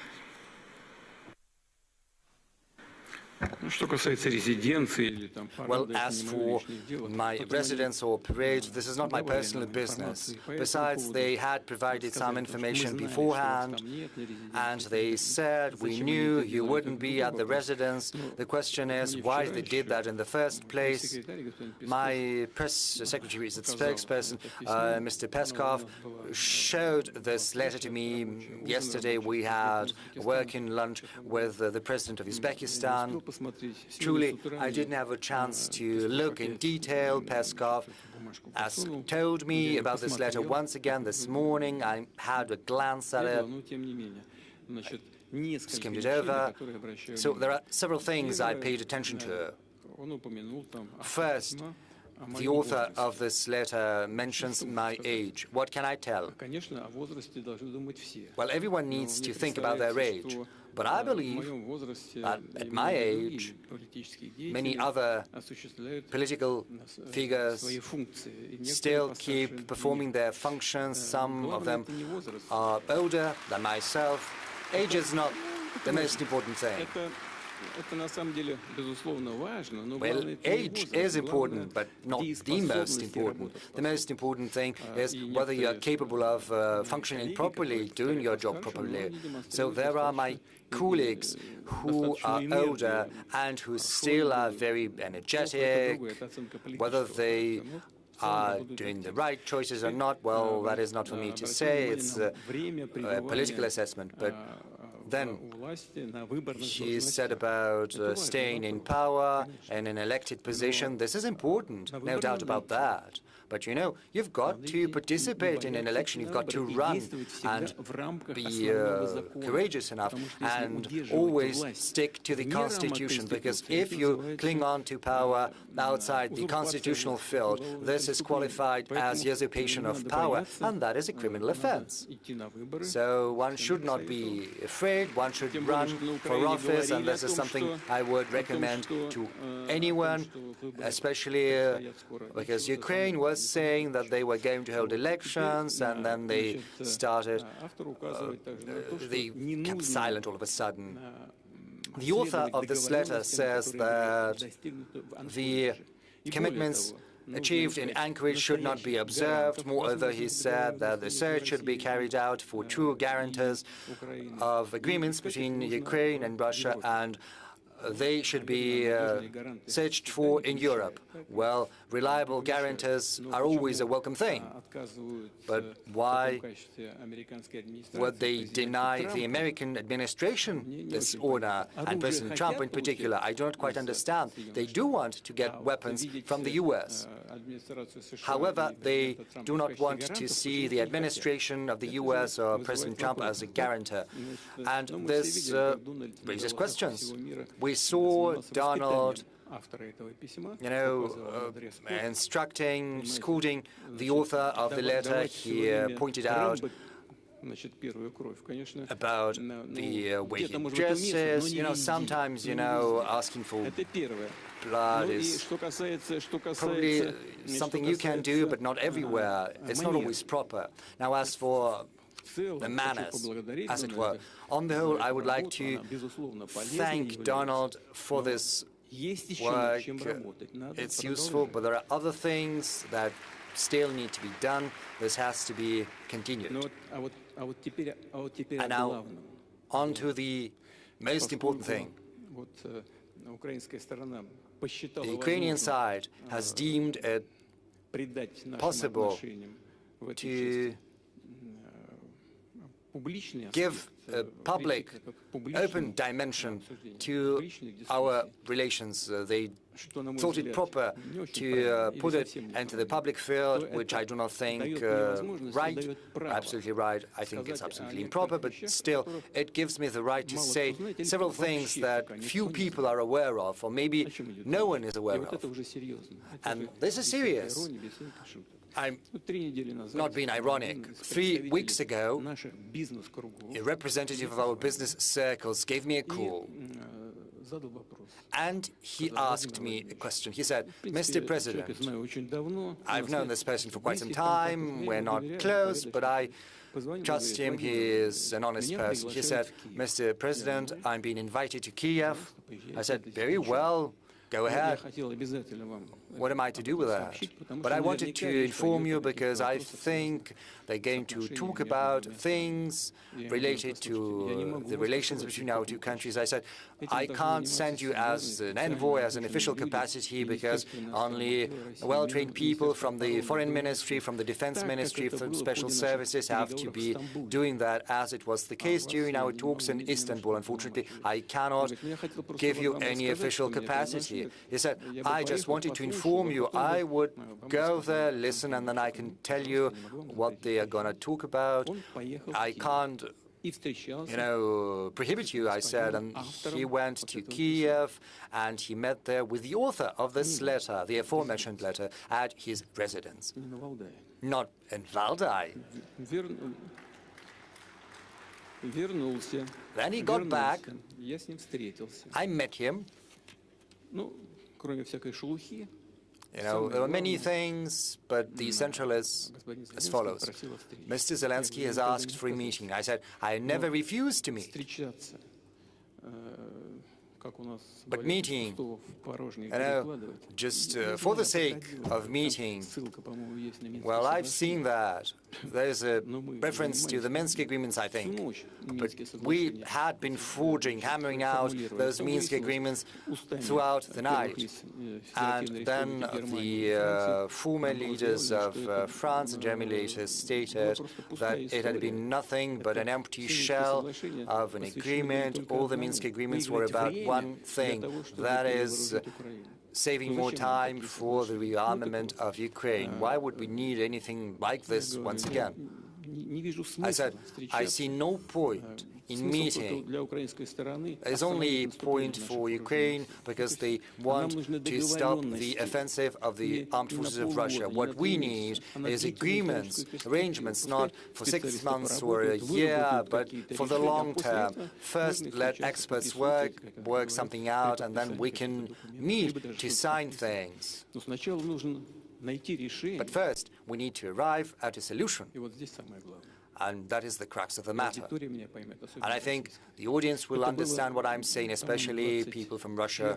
I think it was on May the 21st, whereas on May the 22nd, the Ukrainian armed forces carried out an atrocious terrorist attack against the college dormitory in the Lugansk People's Republic, killing teenagers. This is an atrocious crime. There was not a single military facility there. There was not a single military vehicle stationed next. The next morning, I gave a call to this colleague who had traveled to Kiev. I asked him, what does it mean? They are asking for a meeting, and they carry out such atrocious, blatant attacks as the killing of children. What does it mean? He said, I've got no explanation.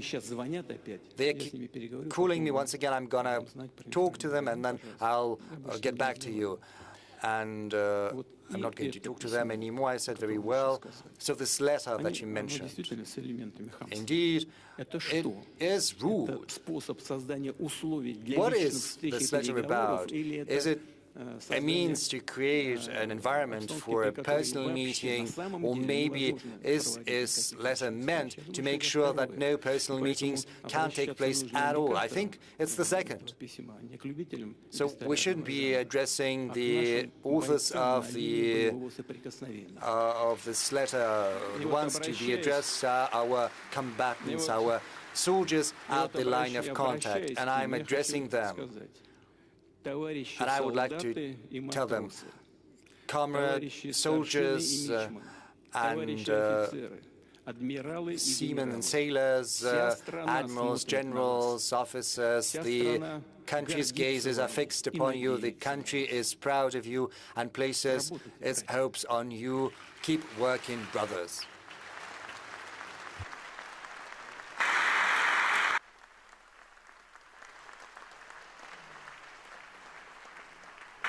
So I'll take that as a no, that you are not going to meet the author of the letter.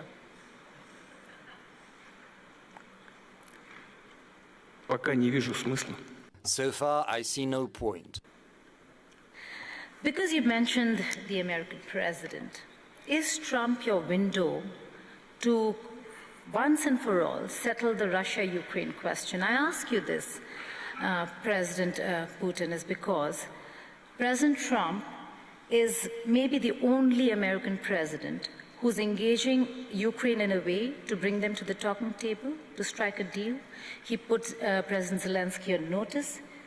If it were Biden or Obama, this would not have been offered at all. Is he the window?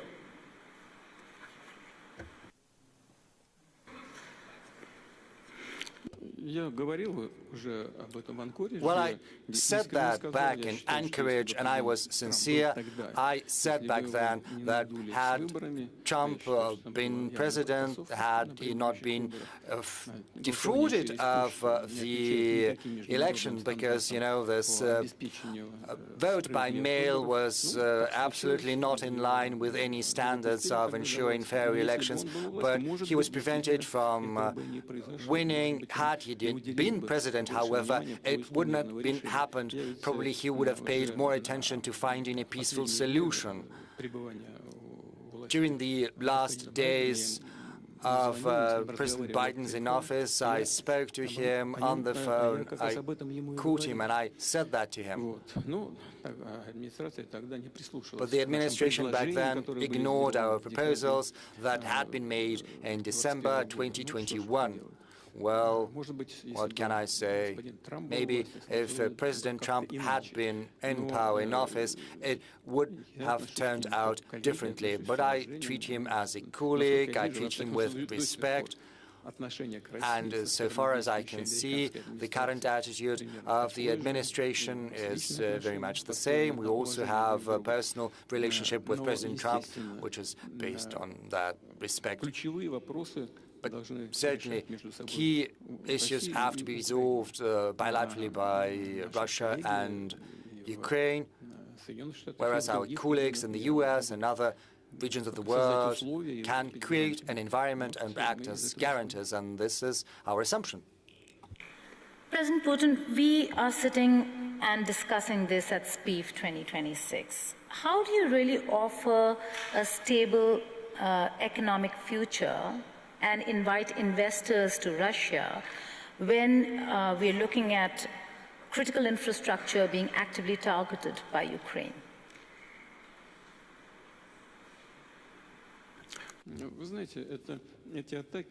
You know, those attacks on critical infrastructure clearly do not bring any good.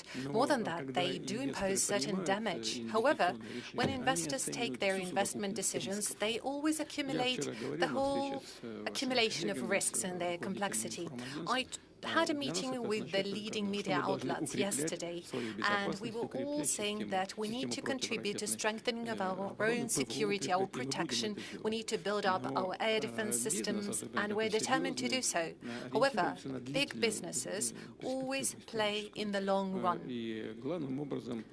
And most importantly, first and foremost, businesses are guided by their perception of the economy that they choose to invest into.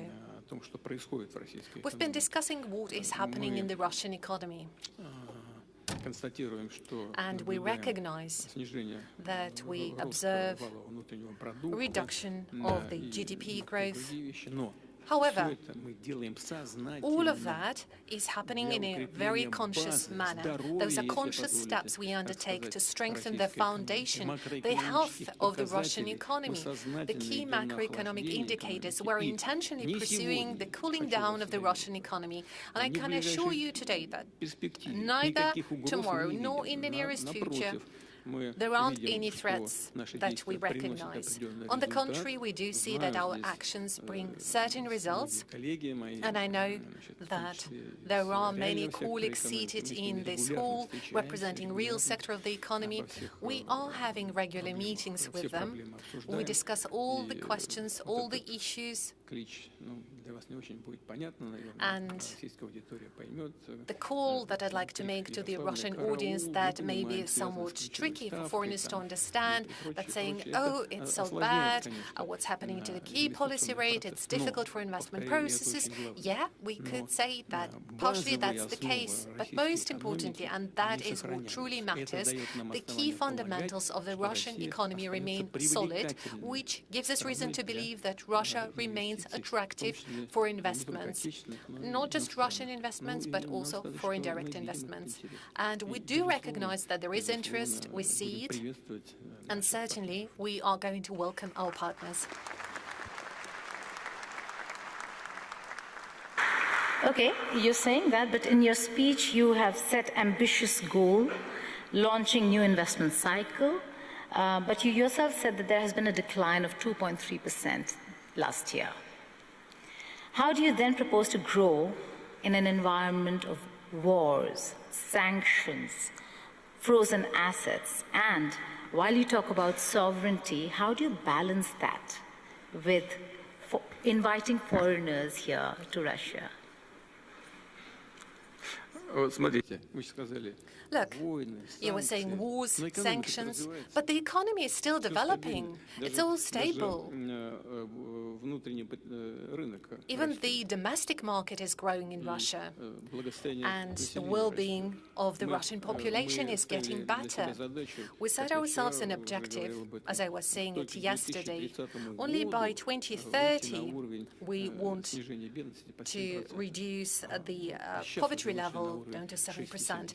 Actually, we have achieved the level of 6.7% already now in 2026. We achieved it even sooner than expected.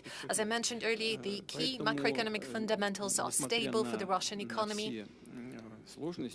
That is why, despite all the obstacles, and true, there are always many obstacles, the fundamentals of the well-being of the Russian economy remain stable and have good prospects for further development. Any business, any company is always carefully analyzing all the risks for today and for some midterm and further away future. But there are people who are willing to work and do business, of course, having analyzed all the complexity of risks, but certainly, sooner or later, we'll see those risks eliminated. As for military actions, we proceed from the perception that at some point they will be completed, and they will be completed only once the goals we have set ourselves are achieved. As for sanctions, well, I would say sanctions are much more harmful for those who impose them. Is there damage from sanctions? Yes. 300 billion were frozen, but now we have more than 500 billion in US dollar equivalent. 300 billion US dollar were frozen, now we have more than 500 billion. That's the result of sanctions. Is damage being imposed? Yes. But are the countries imposing these sanctions encountering some damage as well? Certainly. According to various valuations, from 1.5 up to 2.5 trillion euro are the losses incurred by the European zone. That's the damage from the sanctions they imposed against Russia. And right now, certain kind of revaluation is happening, certain revision, and as a result, many come to conclude that maybe it's better to get back to the path of partnership with Russia. We are going to monitor the situation very carefully, and if those partners who left Russian market 2-3 years ago haven't left too much of a bad aftertaste, we would be ready to welcome them back. And there are interested parties who are willing to come back. But certainly we would proceed and act in the interest of Russian businesses first and foremost. We'll come back to your goals on Ukraine, but I'll have to ask you this, Madam President. Amid sanctions, you are wanting to do and increase business with Russia. How are you going to circumvent or bypass the sanctions? Thank you, Madam Moderator. And I must say that I've been envying my panel members using their national languages, and I would like to use this opportunity to do the same. So I'll switch from English to Swahili. Yeah. You have asked a question about sanctions and how we can circumvent through. I want to assure you that Tanzania is not under sanctions. Kufanya maendeleo ya nchi yetu, lakini hatuko kwenye sanction.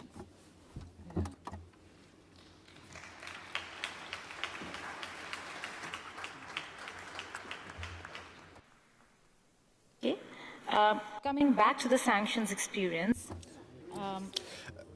President Putin, you spoke about goals. In the sanctions that we are seeing, and that have been imposed on Russia, there's certainly some room for a deal to be struck with Ukraine. What is that goal that Russia wants to achieve before a deal is struck? And what are the red lines here?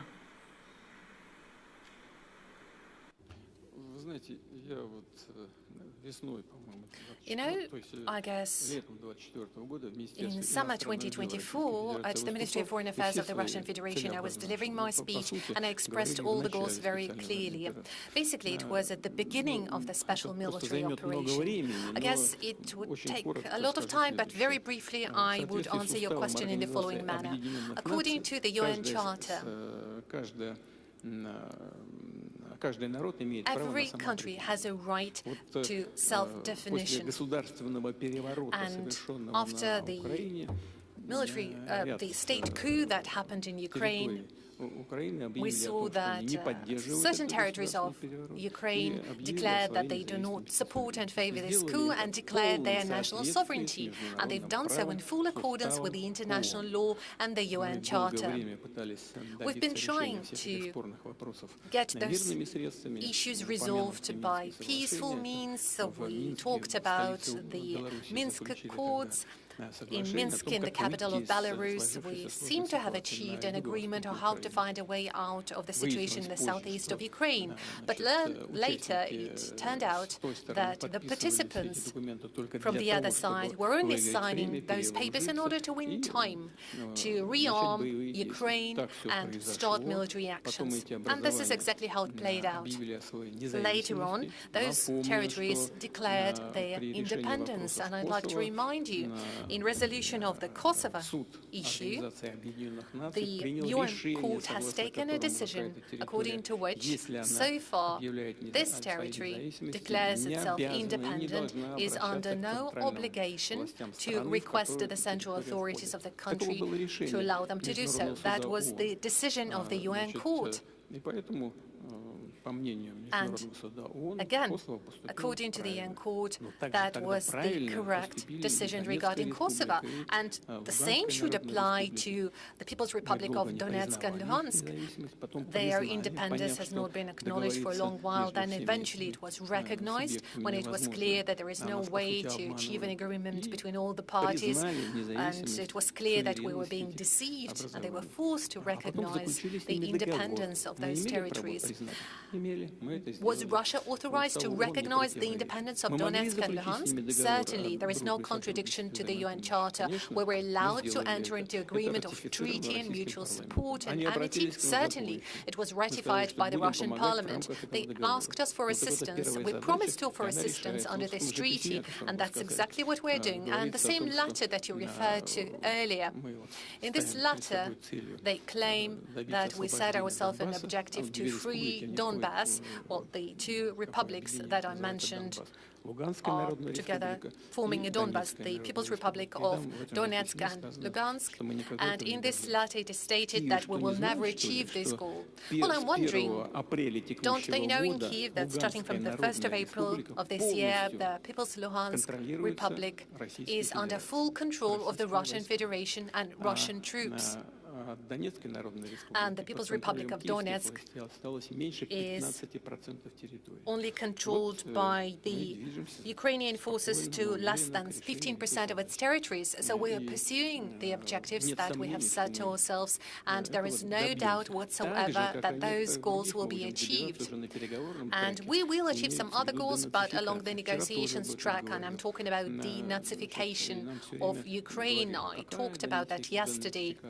And many were asking us, this is ridiculous, what are you talking about? Well, that's not ridiculous at all. Just lately, we witnessed the ceremony, the official ceremony of reburial of Nazi criminals from Ukraine. They were reburied with all the honors and fireworks. And who's doing that? The head of Kiev regime, actually Jewish by origin. This is outrageous.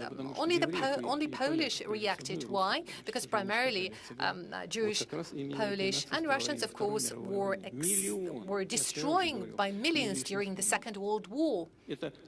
And we must never forget that. That is a huge part of the tragedy called Holocaust. Just think about it. Millions of children and women were killed, burned alive, and those criminals are getting their reburial ceremony with all the honors, and the head of Kiev regime is present there, saluting them, turning the Nazi criminals into heroes. And this is what we are fighting against, and we count on the support of the international community.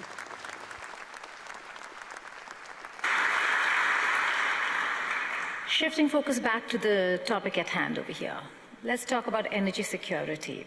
President Mirziyoyev, it is during these wars and conflicts that countries have realized the need for energy security, the need for alternative energy resources and sources, and in that, Uzbekistan and Russia have just signed an agreement for a nuclear facility. Tell us more about what this means for Uzbekistan in terms of the facility, the specialists that you would require, because this is after a long time that we're looking at a nuclear facility in Uzbekistan, and how much time will it take, how important it is to have a nuclear facility, an energy resource that is not dependent on oil.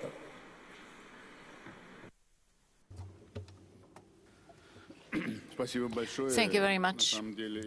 In fact, this is a strategically significant project because any country needs to ensure its energy security, and we are going to double the demand for energy in 10 years in Uzbekistan.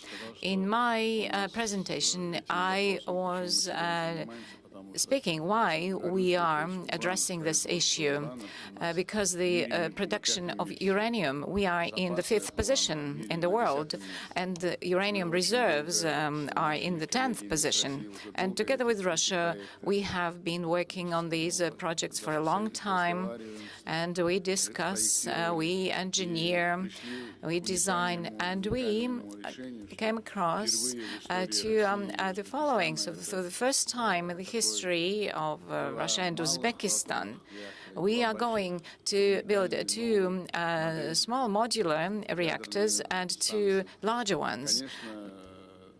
Of course, before announcing all this, we were discussing it for a long time, for many years. First, I asked to open up a branch of the MIFI University, because in order to implement something in practice, we need to train specialists. At the time of the Soviet Union, we had a very good nuclear power school, and all that was in a way forgotten or neglected, and now we had to reinstate it again. When this branch was opened up, then science was developed, and now in this branch 300 students are getting trained, and 50 of them are graduates already. And we agreed with this Moscow MIFI University. Now there are 400 students from Uzbekistan, and we give very important attention to training of specialists. So now we do have them. Secondly, this project has a long history, and it is a unique one because it is in compliance with all international standards. And right now, we are so close to implementation of this huge, unique project. And yesterday, together with Vladimir Putin, we launched it. In Uzbekistan, it was so late at night, but after our meeting, I spoke with the people in Uzbekistan, and everybody was so happy there, because this is important for our future. And this project is not the last one in our cooperation with Russia in the sphere of nuclear energy, and we are going to build other nuclear power plants. because we have prepared the foundation for it. And as you said, specialists are extremely important for this sector. They will be accelerating these works, and yesterday we were discussing it with the President. Yes, we will be doing this, and we'll be supervising these works because people have been waiting for this NPP for a long time. Our economy has been growing, and we need a reliable energy supply. And yesterday we were discussing other major projects in the sphere of energy efficiency in Uzbekistan. So I believe yesterday was a historical day for Uzbekistan, and I congratulate the Russian colleagues and all the people in Uzbekistan. They were so happy, they were inspired by this, and this will be definitely an important foundation for energy security and protection of the Republic of Uzbekistan. Partnership, they say, should be partnership of equals. President Putin, the trade ledger shows Russia exports raw energy heavily to China, but imports a lot of machinery, technology, and components. Is this relationship a partnership of equals, or is Russia sliding into a colonial trade imbalance?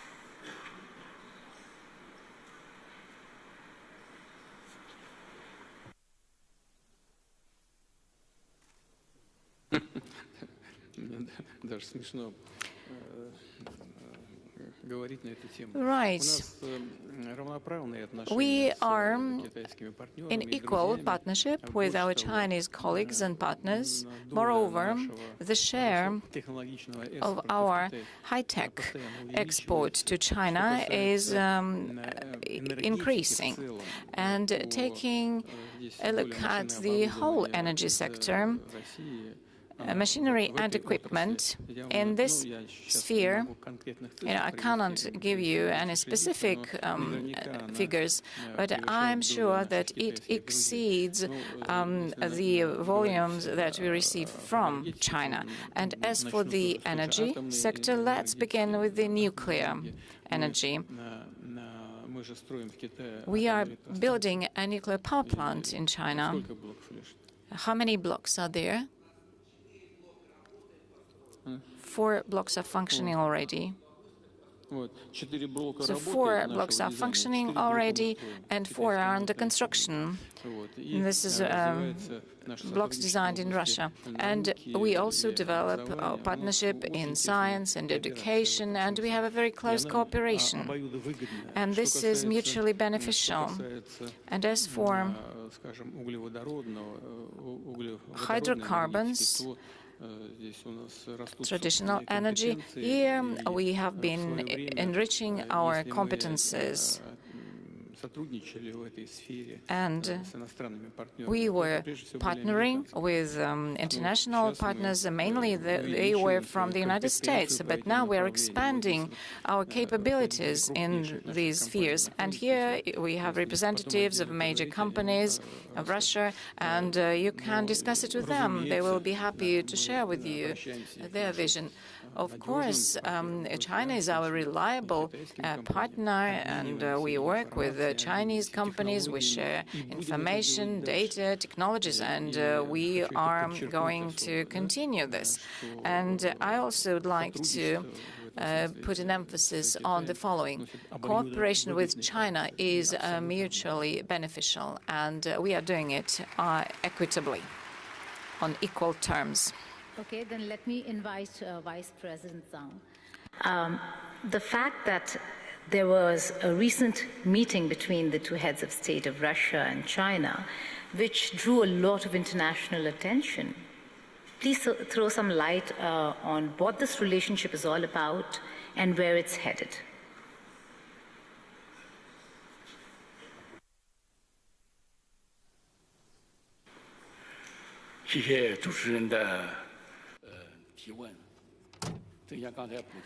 Thank you very much for your question. Yes, as President Putin described it, the cooperation in the sphere of trade between Russia and China is moving forward, and this is mutually beneficial. And in the past years, it has been developing in a stable fashion, and we see this solid growth, and there's healthy dynamics. And as you know, 2 weeks ago, President Putin completed a very successful visit to China. And President Xi Jinping and President Putin had negotiations in Beijing. It was on development of bilateral relations in different spheres, and in the track of trade and economic development, lots of agreements were reached. And all these results, of course, they were of a great interest for the whole world community. And all mass media were covering this. And I would like to touch upon 3 major points. As I said in my presentation, China and Russia, they are big states, we are neighboring countries, and both countries are permanent members of the Security Council of the United Nations. And development of relations between Russia and China and deepening of these relations and mutually beneficial cooperation in all spheres have demonstrated that this is promoting the development and growth of both of these countries, and it also improves the well-being and wealth of both countries. At the same time, it also helps us to contribute important stability and resilience in the modern world. Secondly, I know that you give great attention to our practical cooperation, and it is not against any other third party, and it is not impacted by anything from the external.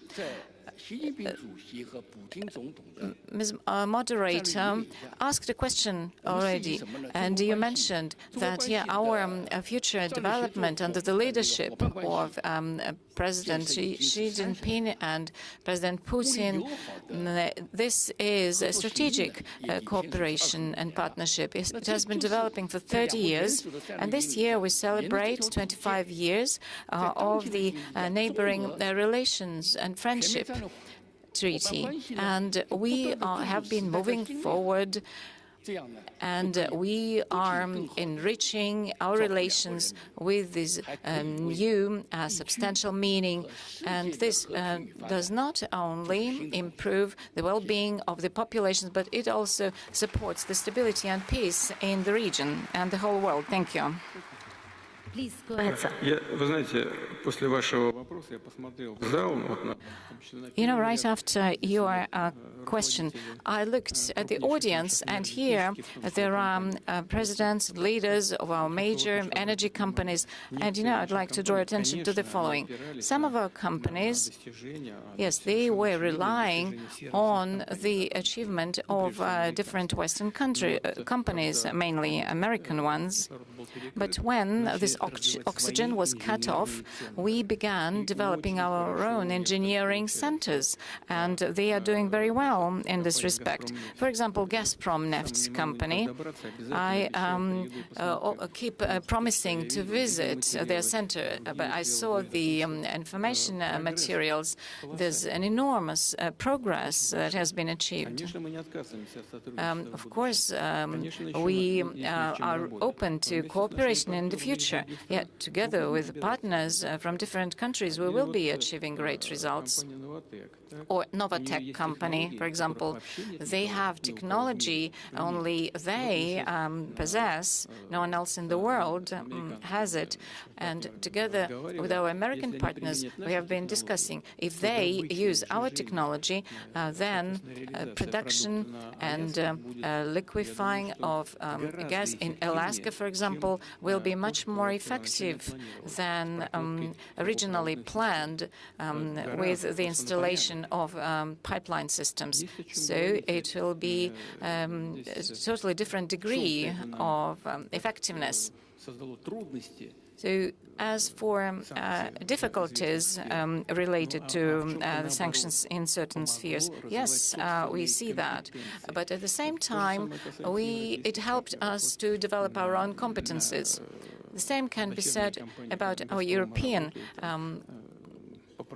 partners. For example, gas branches, they keep working with them, and our partners who were developing rapidly, if now they are leaving the market, then of course they come across difficulties, and they are not happy about it. Under the blanket, they say bad words about their governments, but they had to reconcile. So they lost the Russian market, but we have increased our competences because now we have both the natural reserves and the technologies. So we see this as a very short-sighted policy for some of our partners. Thank you. Talking about technology and talking of technology, you're helping uranium when it comes to nuclear facility. What about countries like India, who actually have a lot of potential and need maybe assistance and partnership in the technology sphere when it comes to hydrocarbon and rare earth mineral harnessing of hydrocarbons in India? Is that something that you're looking at?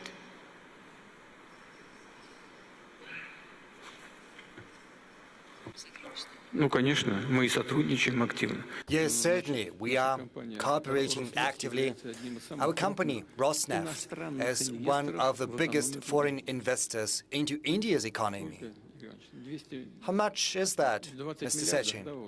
220 billion? How much have you paid for the oil refinery in India? 20 billion.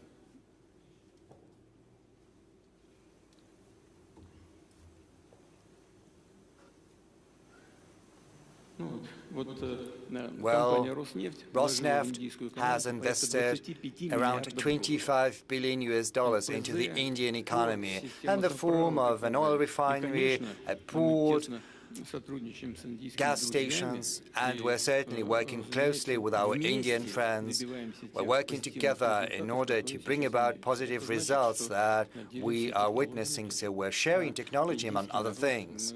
And the Indian people, and we have seen that for many decades of our cooperation, starting from 1947 when diplomatic relations were established. We have had very good, trust-based, brotherly relations in all senses of the word. We know how talented the Indian people is, how well educated.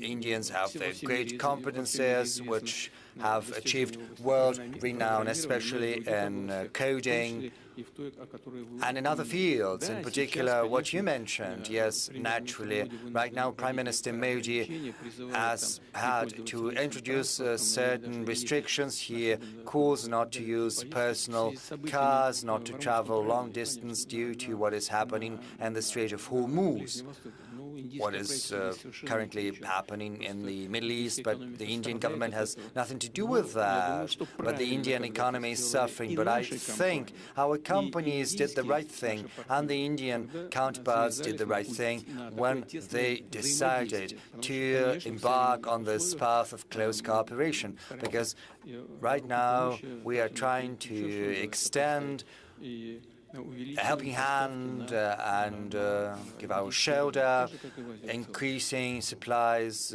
to the Indian market and to Asia in general, and we'll certainly keep sharing our technological solutions.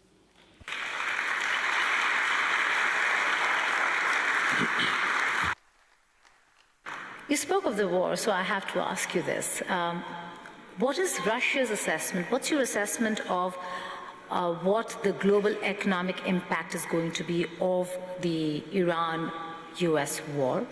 And let's be honest, has Russia been at an advantage because of the war, because we've got longer waivers to buy Russian oil. A lot of countries now can buy Russian oil legally without a problem because of the energy crunch that the world is facing, and President Trump has allowed, should I use the word allowed? Allowed the world to buy Russian oil.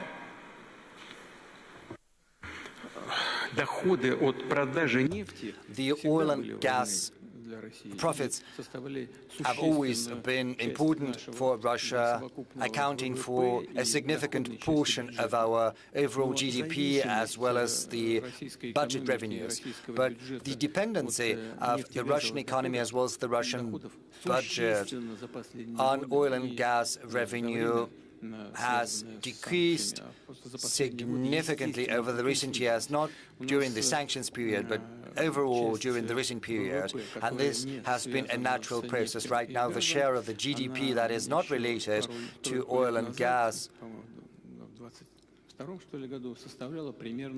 was around 43%. A couple of years ago, that was 2022. So if you deduct from the overall revenue, oil and gas and non-oil and gas revenues in sea, what makes what, I think it was 45% or 46% it was accounted for by oil and gas. Right now, the share of oil and gas has decreased to 23%. So there's a world of difference. As far as the revenues of the federal budget are concerned, the Ministry of Finance is here. He's going to correct me if I'm wrong, but I think that oil and gas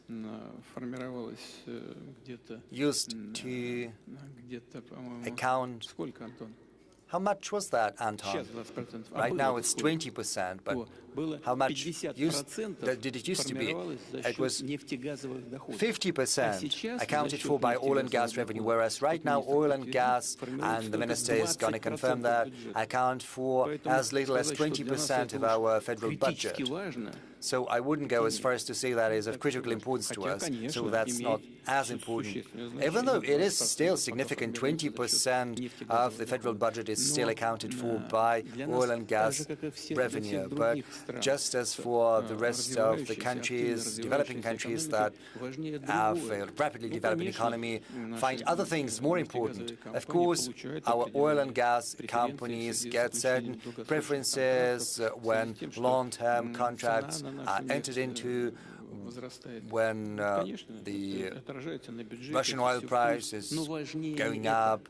That has a positive impact on the budget. That's important, but what's more important is the market stability, because we are not only surviving on oil and gas, as I have demonstrated, we survive on the economic development in general. So if the world oil prices are too high, it has a negative impact on the part of the Russian economy that is represented by real production capacities, real industries. So what's important for us is that this price should be well-balanced between the consumers and the suppliers, but most importantly, it has to be stable. The vice chairman of the Russian government will help me out if I'm wrong, but I think around 10% right now. Yes, by 10%, the oil supplies to the world market have decreased. Yes, the economy is in turbulence, the world markets are in turbulence, and this is not something we're interested in. What we're interested in is keeping our cooperation within OPEC+, with a view to stabilizing the market and decreasing its volatility. That is our priority, and this is the track we're going to pursue further.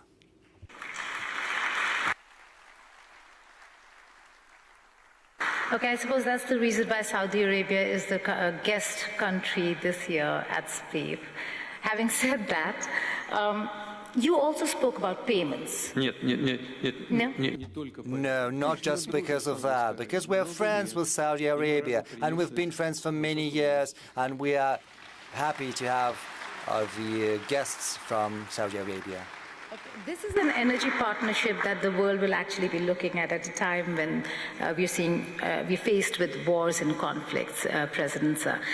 But you spoke about payments. You spoke about concerns regarding payments. The fact that in a jiffy, in a moment, Russia not just can be sanctioned, but its assets can be frozen.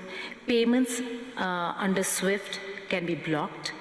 And you're left with nothing. In such a scenario, one, how do you tackle it? Secondly, why should any country then consider Russia as a consistent partner?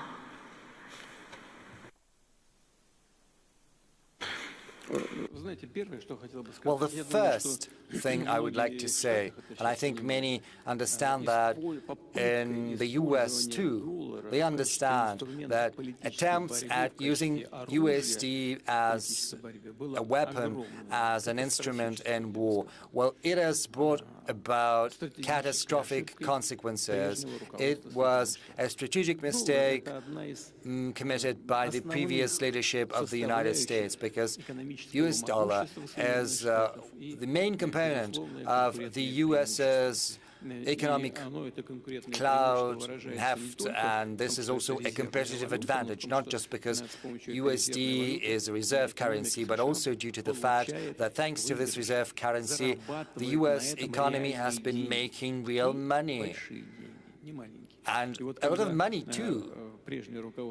So when the previous administration chose to start using USD, which still remains a reserve currency, as an instrument for political competition, everyone started thinking. They started thinking, we too can be the object of such actions. What is going to happen to our reserves in USD? What is going to happen with our money that has been invested in American assets? Well, certainly, the economy of the US is very big, but still it is running some problems. There's the debt, also undermined trust in USD as the world currency.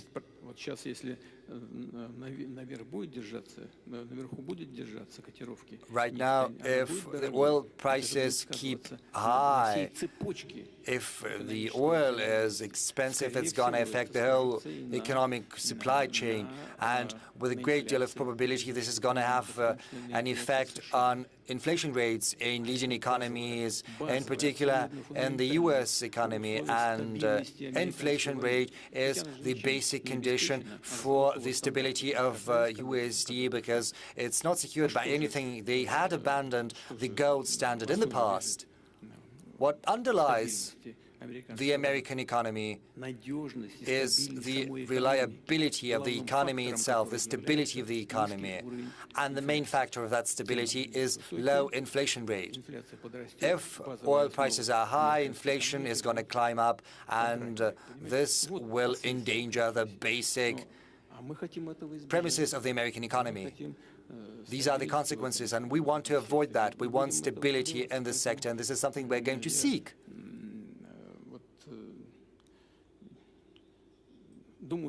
So I think everyone understands what we're saying. So with Saudi Arabia, with our friends, with the Crown Prince, we are doing what we can in order to strike the balance between the interests of both suppliers and consumers. And so far, we have been successful. And we are immensely grateful to the Crown Prince and to all of our friends who are working in this field. Maybe we could give a chance to our guests to say a couple of words. That would be interesting. I understand this would be breaking the traditions of this session. It's always fun to break traditions, President, sir. Is there a mic that can go to our Honourable Minister? We'll arrange for a mic. Meanwhile, can I just take a question till the mic comes? Yes, sure. Go ahead. Okay, so we're waiting for a mic for the Minister of Energy to speak and respond to President Putin. But I have taken note of the fact that every time you mention America, you're only mentioning the past administrations. I suppose Rodney's taking note as well on the specific way and the manner in which you're responding to the US-Russia equation. Having said that, every country has its own struggles. Tanzania, and Madam President over here, has been at the forefront, leading woman voice. Great to have a woman on the panel too, who's been fighting liberalization of her economy. How has that gone, and how is that moving ahead? Despite and in spite of fears of sanctions, criticism from various quarters, how are you managing economic liberalization in the country? Asante sana, labda niseme kwamba But perhaps I should say Tanzania is a country, is a country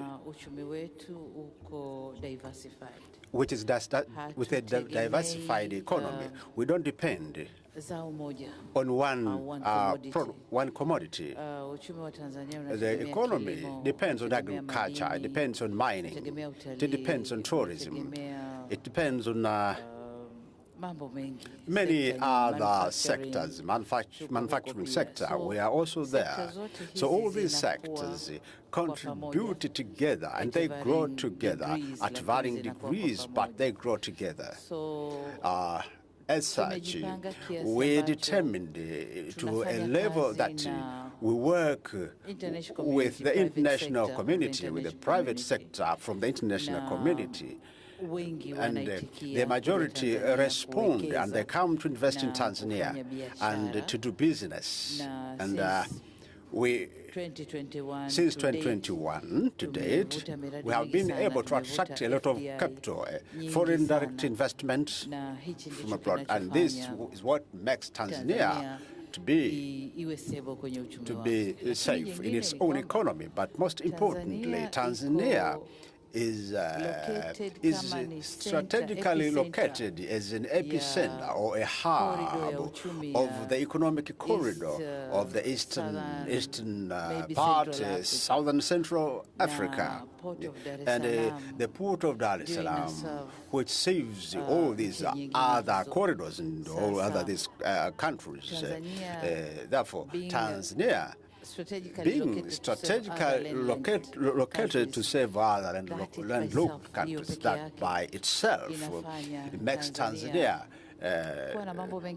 to have a lot of forms of attraction within the region. So Tanzania has a very vibrant economy, and the economy is steadily growing.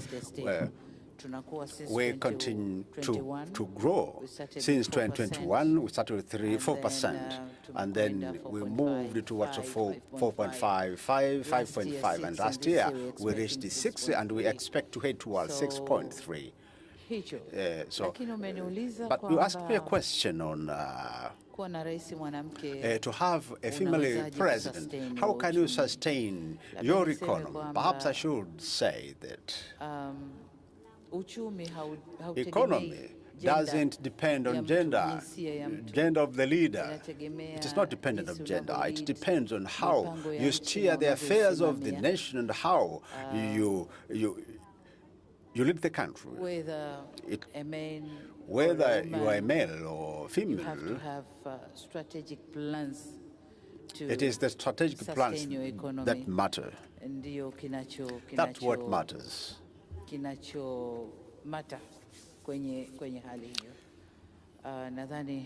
I think I should respond that way. Thank you. Thank you so much. Would it be too much to ask the minister, the Honourable Minister, to come and respond here? Because I think we're having a bit of a problem getting the mic. Would it be too much to ask the minister to come on the stage and respond? Thank you so much for doing this. Thank you.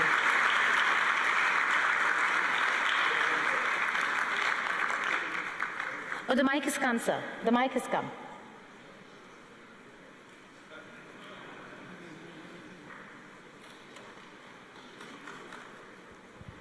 Magic.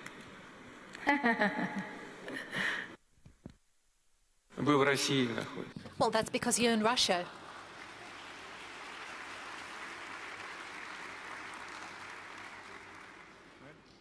President, magic does happen in St. Petersburg.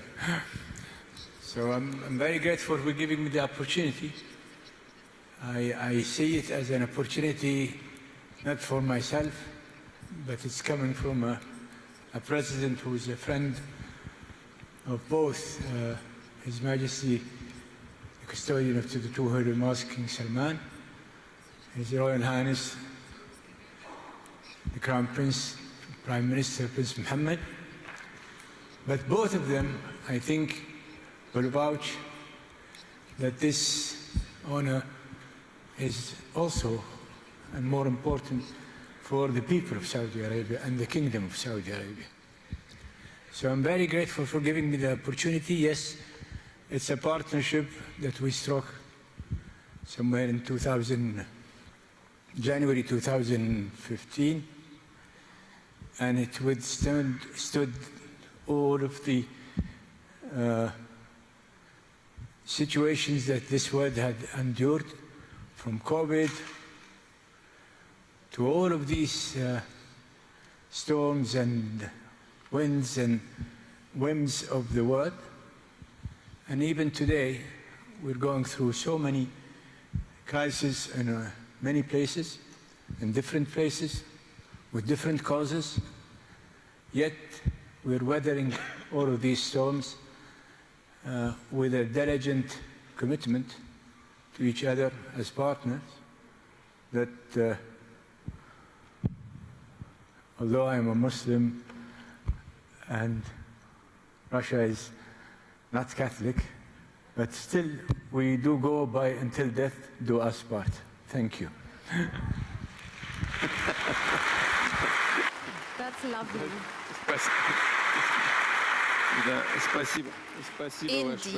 Indeed, thank you very much, Your Excellency. But I have to draw your attention to the fact that from 10 to 15%.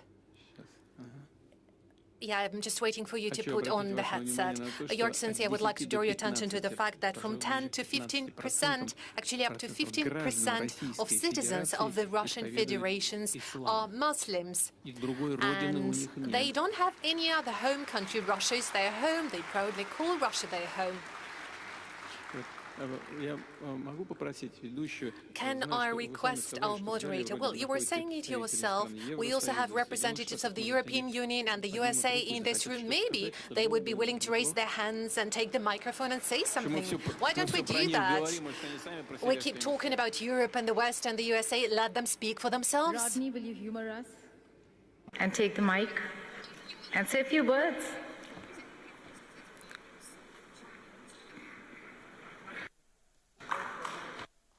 Oh, I see one hand raised over there. Yes, please. Perfect. Please come ahead.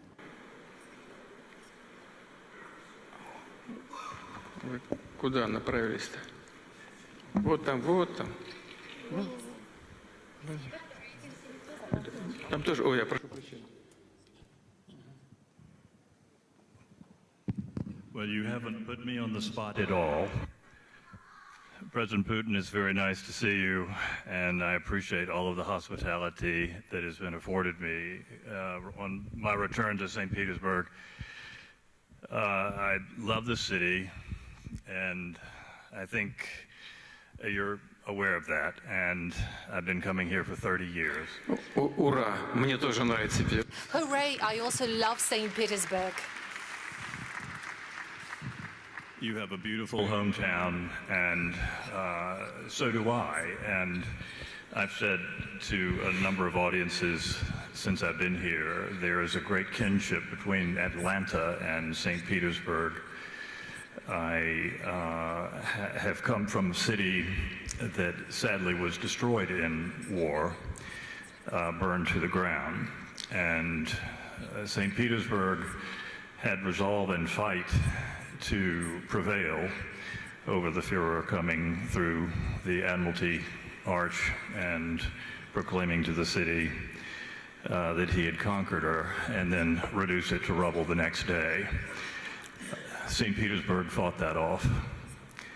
And yesterday I was privileged to have an orchestra play for us at my request Shostakovich's Symphony No. 7.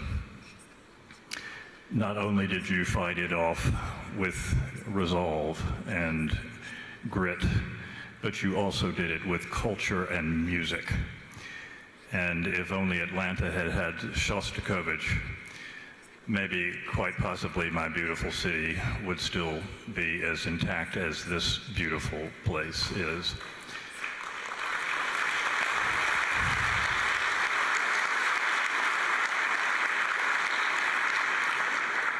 I do give a good hello from your friend, President Trump, and I am encouraged by everything that has happened since I've been here, Mr. President, and I appreciate the offer to speak. And we have a lot of ideas to talk about between our two capital cities in the next week.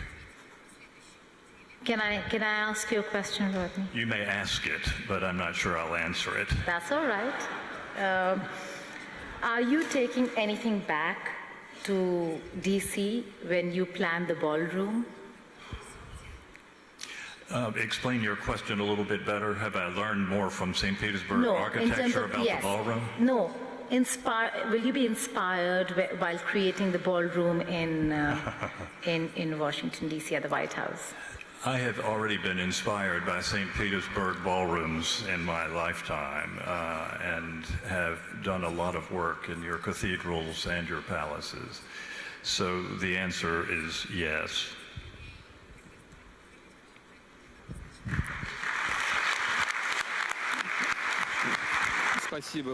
Thank you. Thank you very much for conveying greetings from Washington, D.C. And please convey my most welcoming remarks and the goal I scored back to him in a very friendly way, back to President Trump. And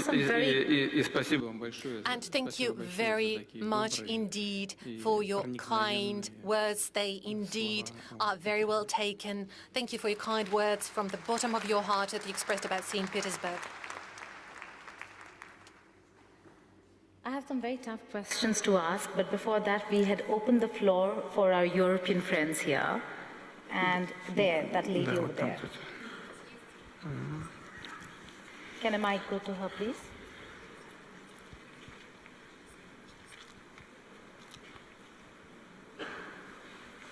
Is there a mic? Down there.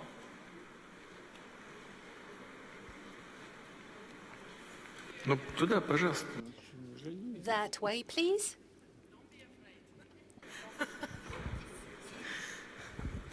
Hello, Mr. President. Hello, everybody. Hello, Mr. Slutsky. My name is Diana Jovanovic-Șoșoacă, and I'm a member of European Parliament, and I'm from Romania. And I think I'm the only Romanian here.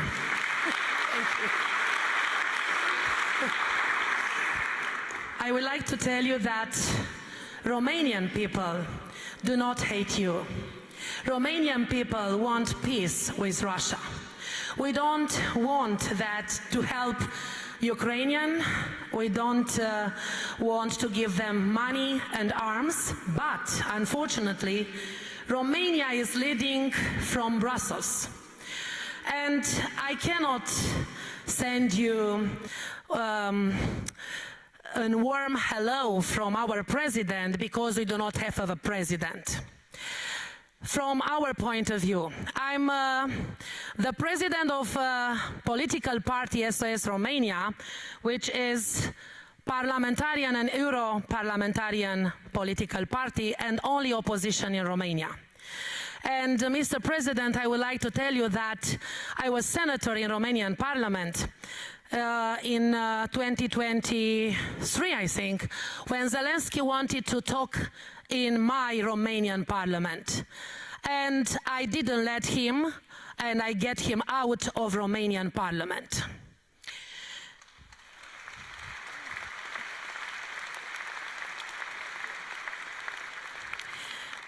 Well, and I would like to send you from the bottom of the hearts of Romanian people and European people who thinks a lot and who have brains, that we want to cooperate with Russia. We are not enemies. You are the biggest country in the world. You are one of the biggest economy. We admire you for your force, and we admire entire Russian people. And we want to congratulate you for everything you have done and you are doing for this forum. Congratulations, and this is a lesson for European Union. I hope in a short time we won't have Ursula von der Leyen as the President of European Commission. Thank you so much.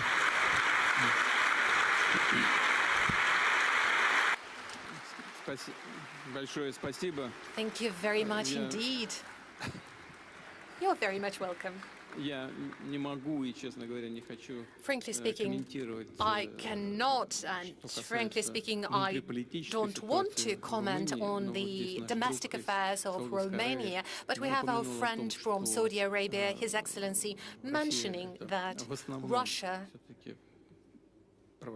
is largely an Orthodox country still. Well, Romania is also Orthodox. So my request is, please convey the warmest greetings and best wishes to all Orthodox people in Romania.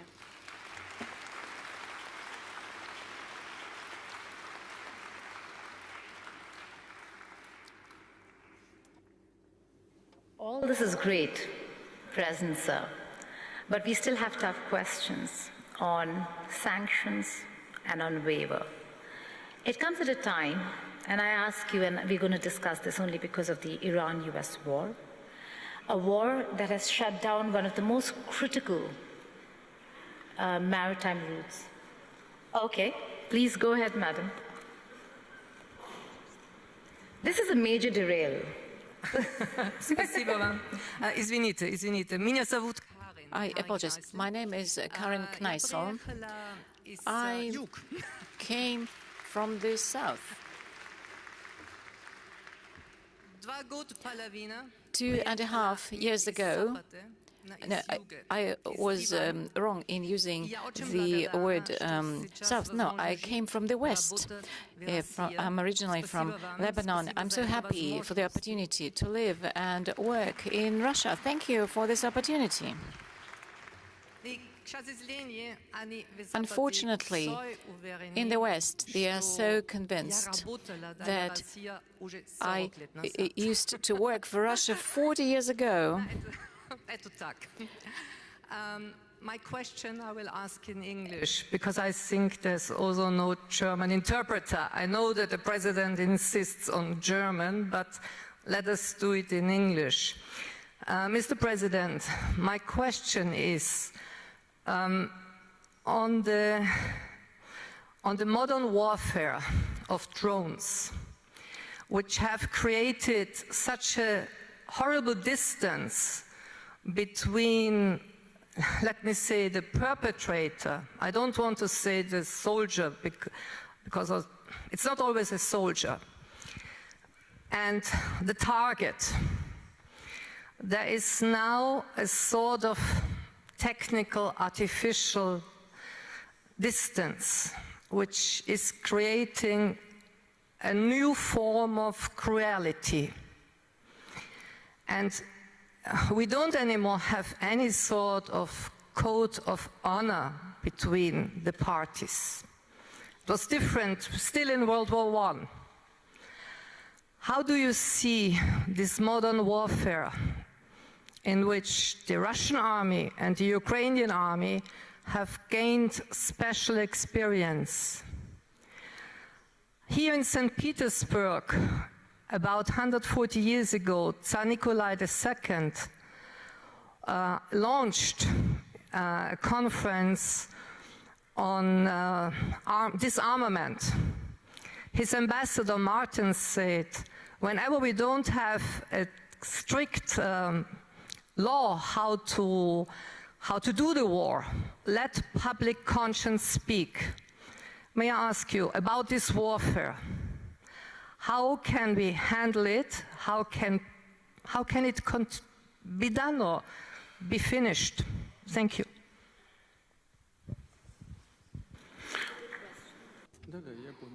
Yes. As for these new means of war and warfare, yes, they have appeared regularly, and the international community always tries to respond to it. For example, the ban on the use of explosives and mines, but we see that many countries, they deviate from this, and we see what is supplied by the Western states to the Ukrainian troops. Even these are forbidden warfare. As for these drones and UAVs, yes, this is the new reality, and mainly, of course, they are supplied to Ukraine from the Western states. In Ukraine, they are only assembled, although it seems that they try to engineer some of these drones themselves. They are not very successful in that. What can be done? As I said yesterday at the meeting with the media representatives, we need to reinforce our aircraft defense, air defense systems, and do everything possible in this respect. And unlike the Ukrainian troops, we have the whole range of technologies and resources for developing this. We have schools, we have training centers, we have a developed industry, and it is an opportunity to implement all the plans we have set for ourselves.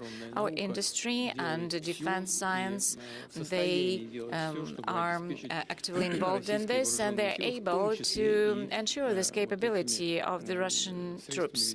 And this includes this new warfare. If you ask this question, I should say that the parity in the combat field, we have preferences. They are having advantages in some areas, and this is true about long-range aviation and aircraft.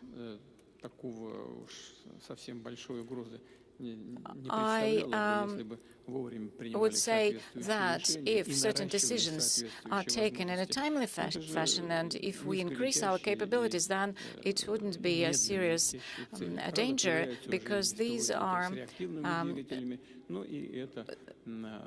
aircraft that can be dealt with. But now we see that there's new type of aviation. This can be curtailed.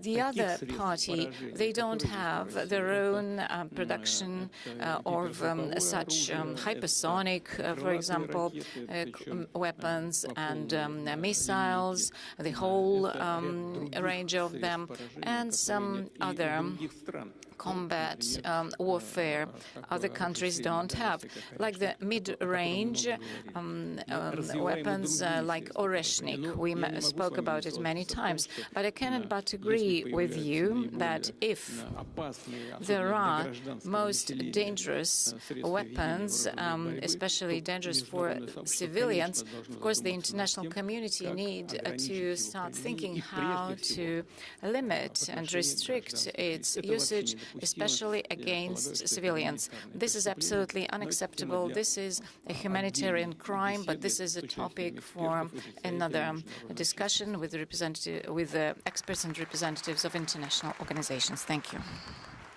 Before I go to the war question, can I just take one question from Madam President here? You said 1 out of 4 will be African. By what? By when? By 2050. And I ask you this because we ask this to everybody who boasts about population and the fact that they have a huge population. It's not about quantity, it's about quality. What do you have to offer to the world? What does Africa have to offer to the world in terms of quality?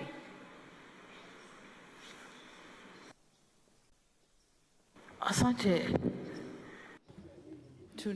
Thank you. We have, as the African continent, we recognize the fact that during this period, in this era, we're supposed to develop and to promote our human capital, to develop human capital. That's very, very important. That's critical for Africa. And that's what we are doing Of course, we are doing it in varying degrees in each country, but we are doing it. For example, in Tanzania, for instance, we do have right now about 500 students in the Russian Federation. They are here, learning here. And in our discussion, we have, in our discussion, agreed that we'll get more opportunity to take our children to Russia for education, because we have new areas which are being unlocked. For instance, if we speak of a digital economy or digitalization of economy, we have to learn what is it. When we speak of nuclear energy, we also need to get nuclear engineers. We need to get all the experts who can work in that field. So development of human capital, that is the direction we want to take. It is critical to our development, but secondly, especially for Africa, it is to give the opportunity to women, because currently in Africa, the doors which were closed, they are now unlocked, they're opened, especially for us who have worked through the doors. We have the responsibility to develop others. An African girl to make sure that an African girl has the hope for the future and understand that she is the part of the nation building.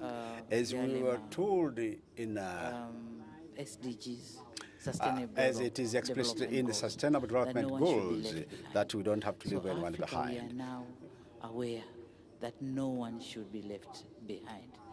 Take an example, a country growing at 80%, 6% GDP growth annually. How can it manage without involving each and everybody?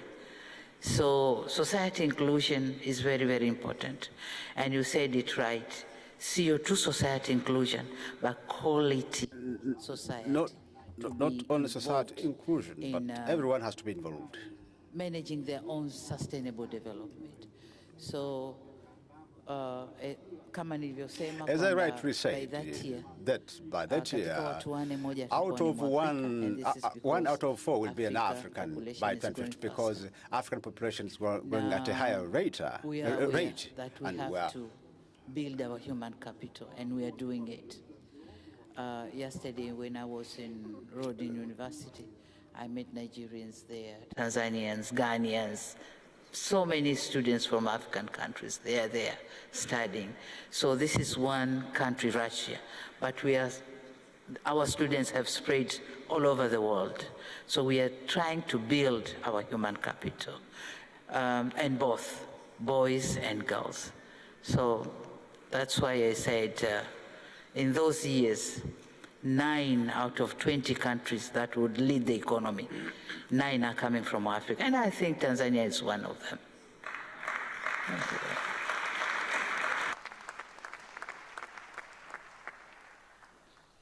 Now I'll go back to the war question, the Iran-US war. Strait of Hormuz blockade there is a real cause of concern, worry. How is Russia looking at it? What's your assessment and reading on the global impact it is having?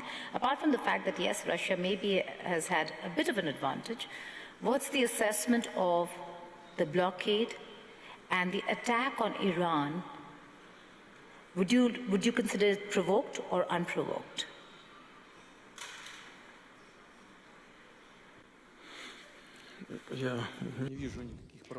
I don't see any provocations on the part of Iran. I believe at some point we agreed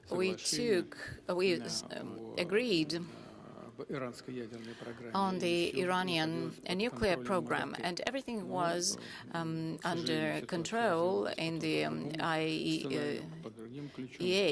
But then the scenario changed completely, and this led to the tragedy we're observing now.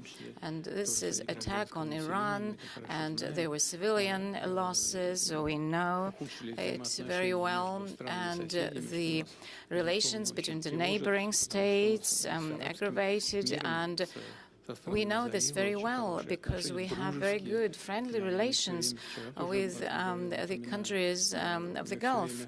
And I kept saying this yesterday. And in our consultations with the colleagues from Iran, we keep saying that they should deter from striking on the neighboring states. But they give a very straightforward answer. They say, we have been attacked, our children are being killed, and all the leaders of the state were killed. What can we do? We are forced to respond in such a way. So from this perspective, yeah, the situation is not very simple. We have very good relations with Iran, with the Arab countries, and we are in quite a difficult position. But we believe that the decision of President Trump to stop the combat activities is the right one. And this ceasefire will lead to a long-term peace. And I kept saying many times, Russia in 2015 played a very important role in resolving the crisis at that time. And if we can do something, we are absolutely ready to do that. If not, then we'll be just hoping that all the parties involved will manage to resolve it with peaceful means. Thank you. Have they approached for Russia to play a role in mediating, in brokering peace? Are you in touch with just President Pezeshkian, or also have you had an opportunity to speak with the new Supreme Leader?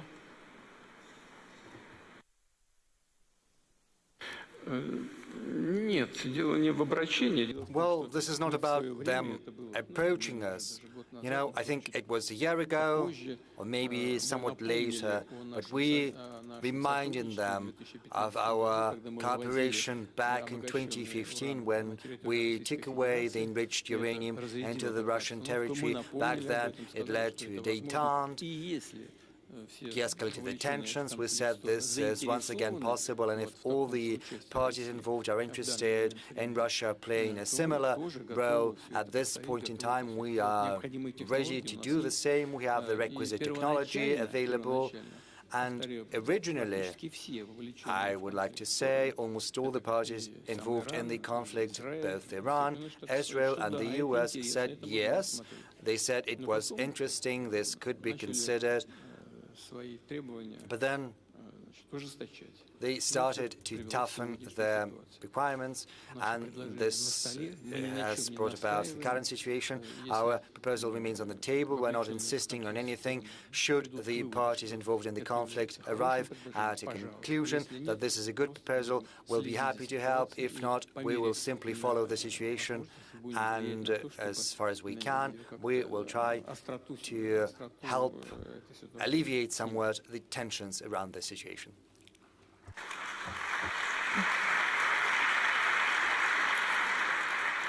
Does the offer for the uranium enrichment to be taken to Russia still stand? Are you engaged with Washington, D.C. on this? Because I suppose D.C. is very clear that they want to have the uranium, and Iran is insistent that it stays in Iran.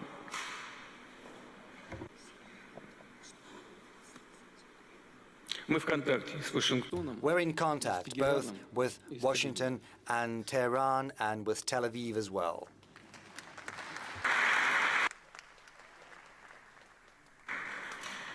Because you mentioned Tel Aviv, do you think Prime Minister Netanyahu's plans, as they stand, are one of the main reasons why America is in a position where it needs to, one, look at how to get out of this, how to exit this?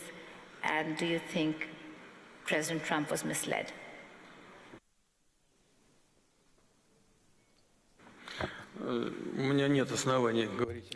Well, I have no grounds to believe that President Trump was misled, because he's a very mature person, a very experienced politician. I don't think anyone from outside can exert any significant influence on him.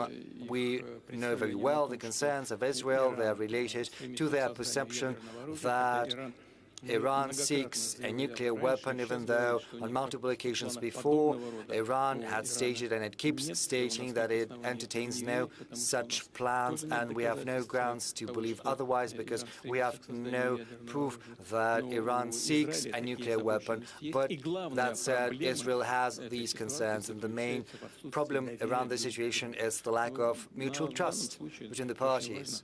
And in this particular case, it is important to place these materials under the IAEA control. IAEA is an international organization, and the leader of the IAEA was here in contact with us, because the start was given to the construction of a nuclear power plant in Uzbekistan. So if it's placed under the IAEA control, I see no problem with that. As for agreeing on the level of enrichment within Iran, this is another matter entirely. I think it's less acute. I think Iran is entitled to a peaceful nuclear program, and we cooperate with Iran in peaceful nuclear energy. We built an energy unit of an NPP in Bushehr in Iran. It's operational, and we keep constructing another 2 energy units, and our experts are on the ground. Most of the personnel has been evacuated, because Bushehr is almost on the coast of the Strait of Hormuz.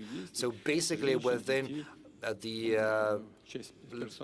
area of hostilities, part of the personnel, the women, the children, we have had to evacuate them, but some of the personnel still remain. And in that case, I would like to draw your attention to the fact that we're in contact with both Israelis and the Americans on this matter. They told us, yes, some things, missiles fell. Next, that was a coincidence, that was not deliberate. There are no grounds that it would be repeated, and we have no grounds not to believe them. We see Israel's concerns, and also we see there is a willingness to ensure the safety and security of the NPP in Bushehr, but it's quite otherwise in Zaporozhye, where there's the NPP and where the Ukrainian armed forces are constantly carrying out strikes next to the station, in the proximity. And there was a recent strike. I think they lost their minds. They struck against the energy unit, but luckily there's been no consequences. It has been shut down, but it was not damaged, and yet the situation is very, very dangerous, because there's the spent nuclear fuel, and should the vessels carrying them be damaged, a very big question begs itself where the wind is going to blow, and there's no guarantees that it's going to blow in the Russian direction. Probably it's going to blow in the European direction. So the Europeans that are condoning the actions of the Kiev regime should think about their own safety. Incidentally, quite unambiguously, unequivocally, this was mentioned by the head of the IAEA, Mr. Grossi. This is what he said. And now getting back to your question. In general, once the situation calms down, we intend to keep working with our Iranian friends and constructing these nuclear facilities. But of course, we could play a certain role here. We could assuage the Iranian concerns, because they're concerned that there are restrictions being placed on their peaceful nuclear energy. But since we are working with them, we stand ready to provide them with everything they need, including the enriched uranium they need for their nuclear energy. Beyond economic or friendship or economic partnership, President, sir, there are reports in Western media where they say that Russia has supported Iran, not just symbolically, not just in words, but in satellite images, in data sharing, in information sharing. What do you have to say to those reports?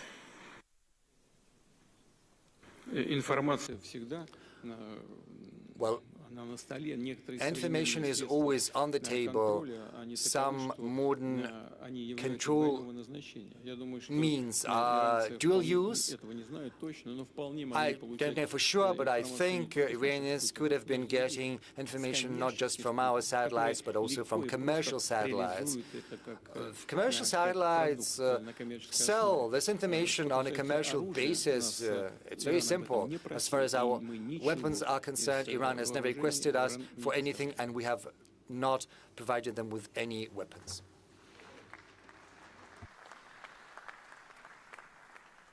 But these wars today have shown a different side of modern warfare. Drone technology, whether it's Ukraine or for that matter Iran, way ahead in drone technology, in the use of artificial intelligence. How does Russia fare, and what's your assessment on what you want to do, and reading on Ukraine's drone technology, Iran's drone technology?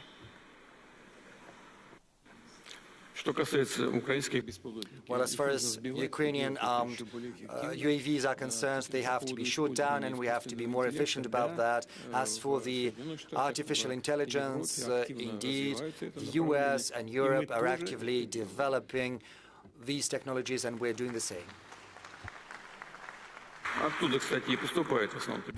And mostly UAVs or spare parts for UAVs come from Europe to Ukraine. Some spare parts come from the US,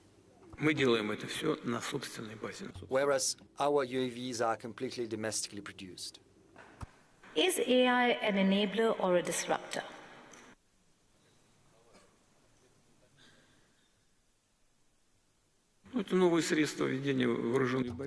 Well, this is a new means of warfare. There's nothing strange about that or nothing new.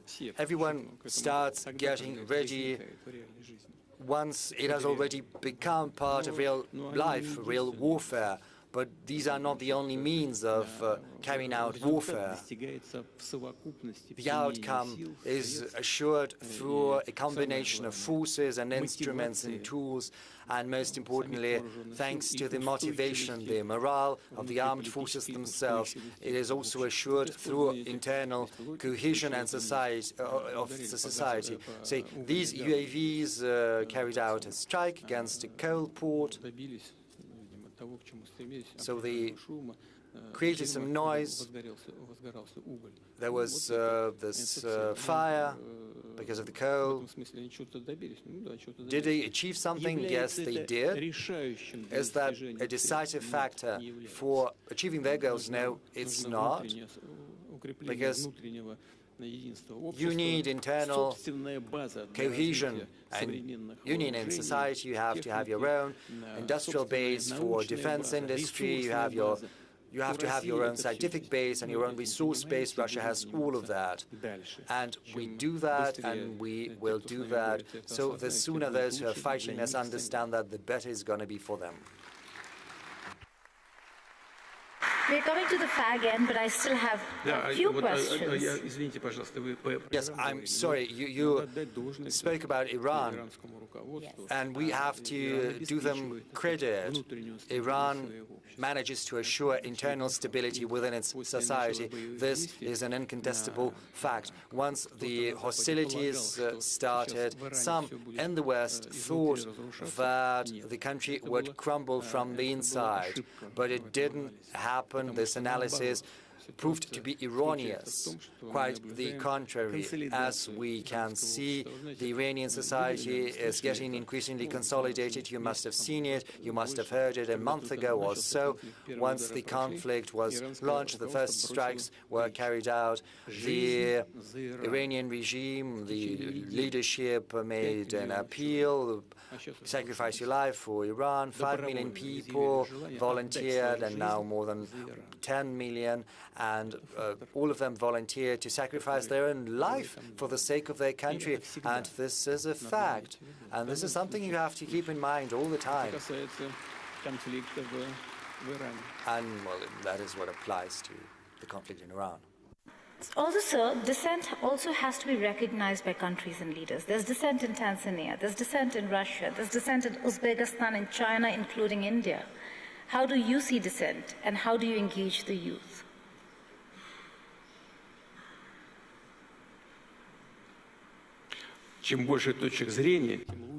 The more points of view exist, the better it is, because you can choose the best. Okay, I have to ask my India question. Yesterday, you were meeting with some of the editors, and you spoke about Su-57s, and that it was an offer for a collaboration. Does that offer still stand? What are the details? And what's the conversation you're having with New Delhi?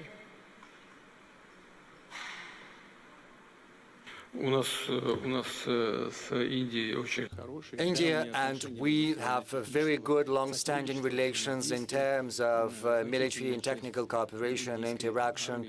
A significant portion of the armed forces of India are equipped with Russian equipment, with Russian material. This is a tradition that dates back to the Soviet times, and this tradition is kept alive. Our relations with the Indian friends are specific in that, thanks to our mutual trust, we concentrate not just on trade, not just on buying and selling, we're also concentrating on joint research and development. One of the most, the greatest examples is the medium-range missile BrahMos. Indian experts participated in the design of this missile from the very beginning, and Russian experts as well, and the outcome was great. India has traditionally been purchasing our aircraft, both planes and helicopters from us. Su-57 is a very good aircraft, probably the most modern one, the most up-to-date in the world as of now, and it is also the most efficient. We offered, and I said that to our Indian friends yesterday, we offered we should do that together. Well, it didn't work out, but we did it on our own, and we stand ready to sell Su-57, probably. You know, there are 2 pilot configurations, and it could also serve as a command center. So forging ahead, and we are very efficient, not just in aviation, but also in maritime equipment, submarines, and surface vessels. Is there a waiver or carve-out for India in acquiring and procuring Su-57s and S-500 air defense systems from the United States of America? And will that stand? How do you think India should be dealing with America and the sanctions? Well, I would say India always acts as a sovereign country, and under the leadership of Prime Minister Modi, any potential threats of sanctions would boomerang immediately. And I know that for sure we've been in close talks with Prime Minister Modi for a long while, and he knows that for sure. We all remember time when Prime Minister Modi was banned from going to the territory of the United States of America, and I know that Prime Minister Modi would never forget about it. Now he's a prime minister, all the sanctions have been eliminated, and the relationship between the USA and India are developing successfully, as I understand, and India is a sovereign country, and it is free to choose those products that they consider to be most up-to-date and most applicable for them, and obviously offering the best price-quality ratio. No matter what people say, India has always been acting in this manner. How? Well, India is always guided by its national interests. Of course, that is a very sensitive area, the defense area. But one thing is particularly important. It is crucially important. And the thing is that our cooperation with India, just like with all other partners of ours, is not subject to political environment. We can't be dictated. Do not deliver that to India. Nobody Nobody can dictate us, and nobody would even try to do that. We are always going to do what we consider to be right, and we will always stand true to commitments given to our partners, especially such partners as India. And in this spirit, according to those rules, we do our business, and this is how we're determined to continue. I began the session by saying we can't be dictated to, and my co-moderator, President Putin, has said the same. On that note, we end the session. Thank you so much for joining us.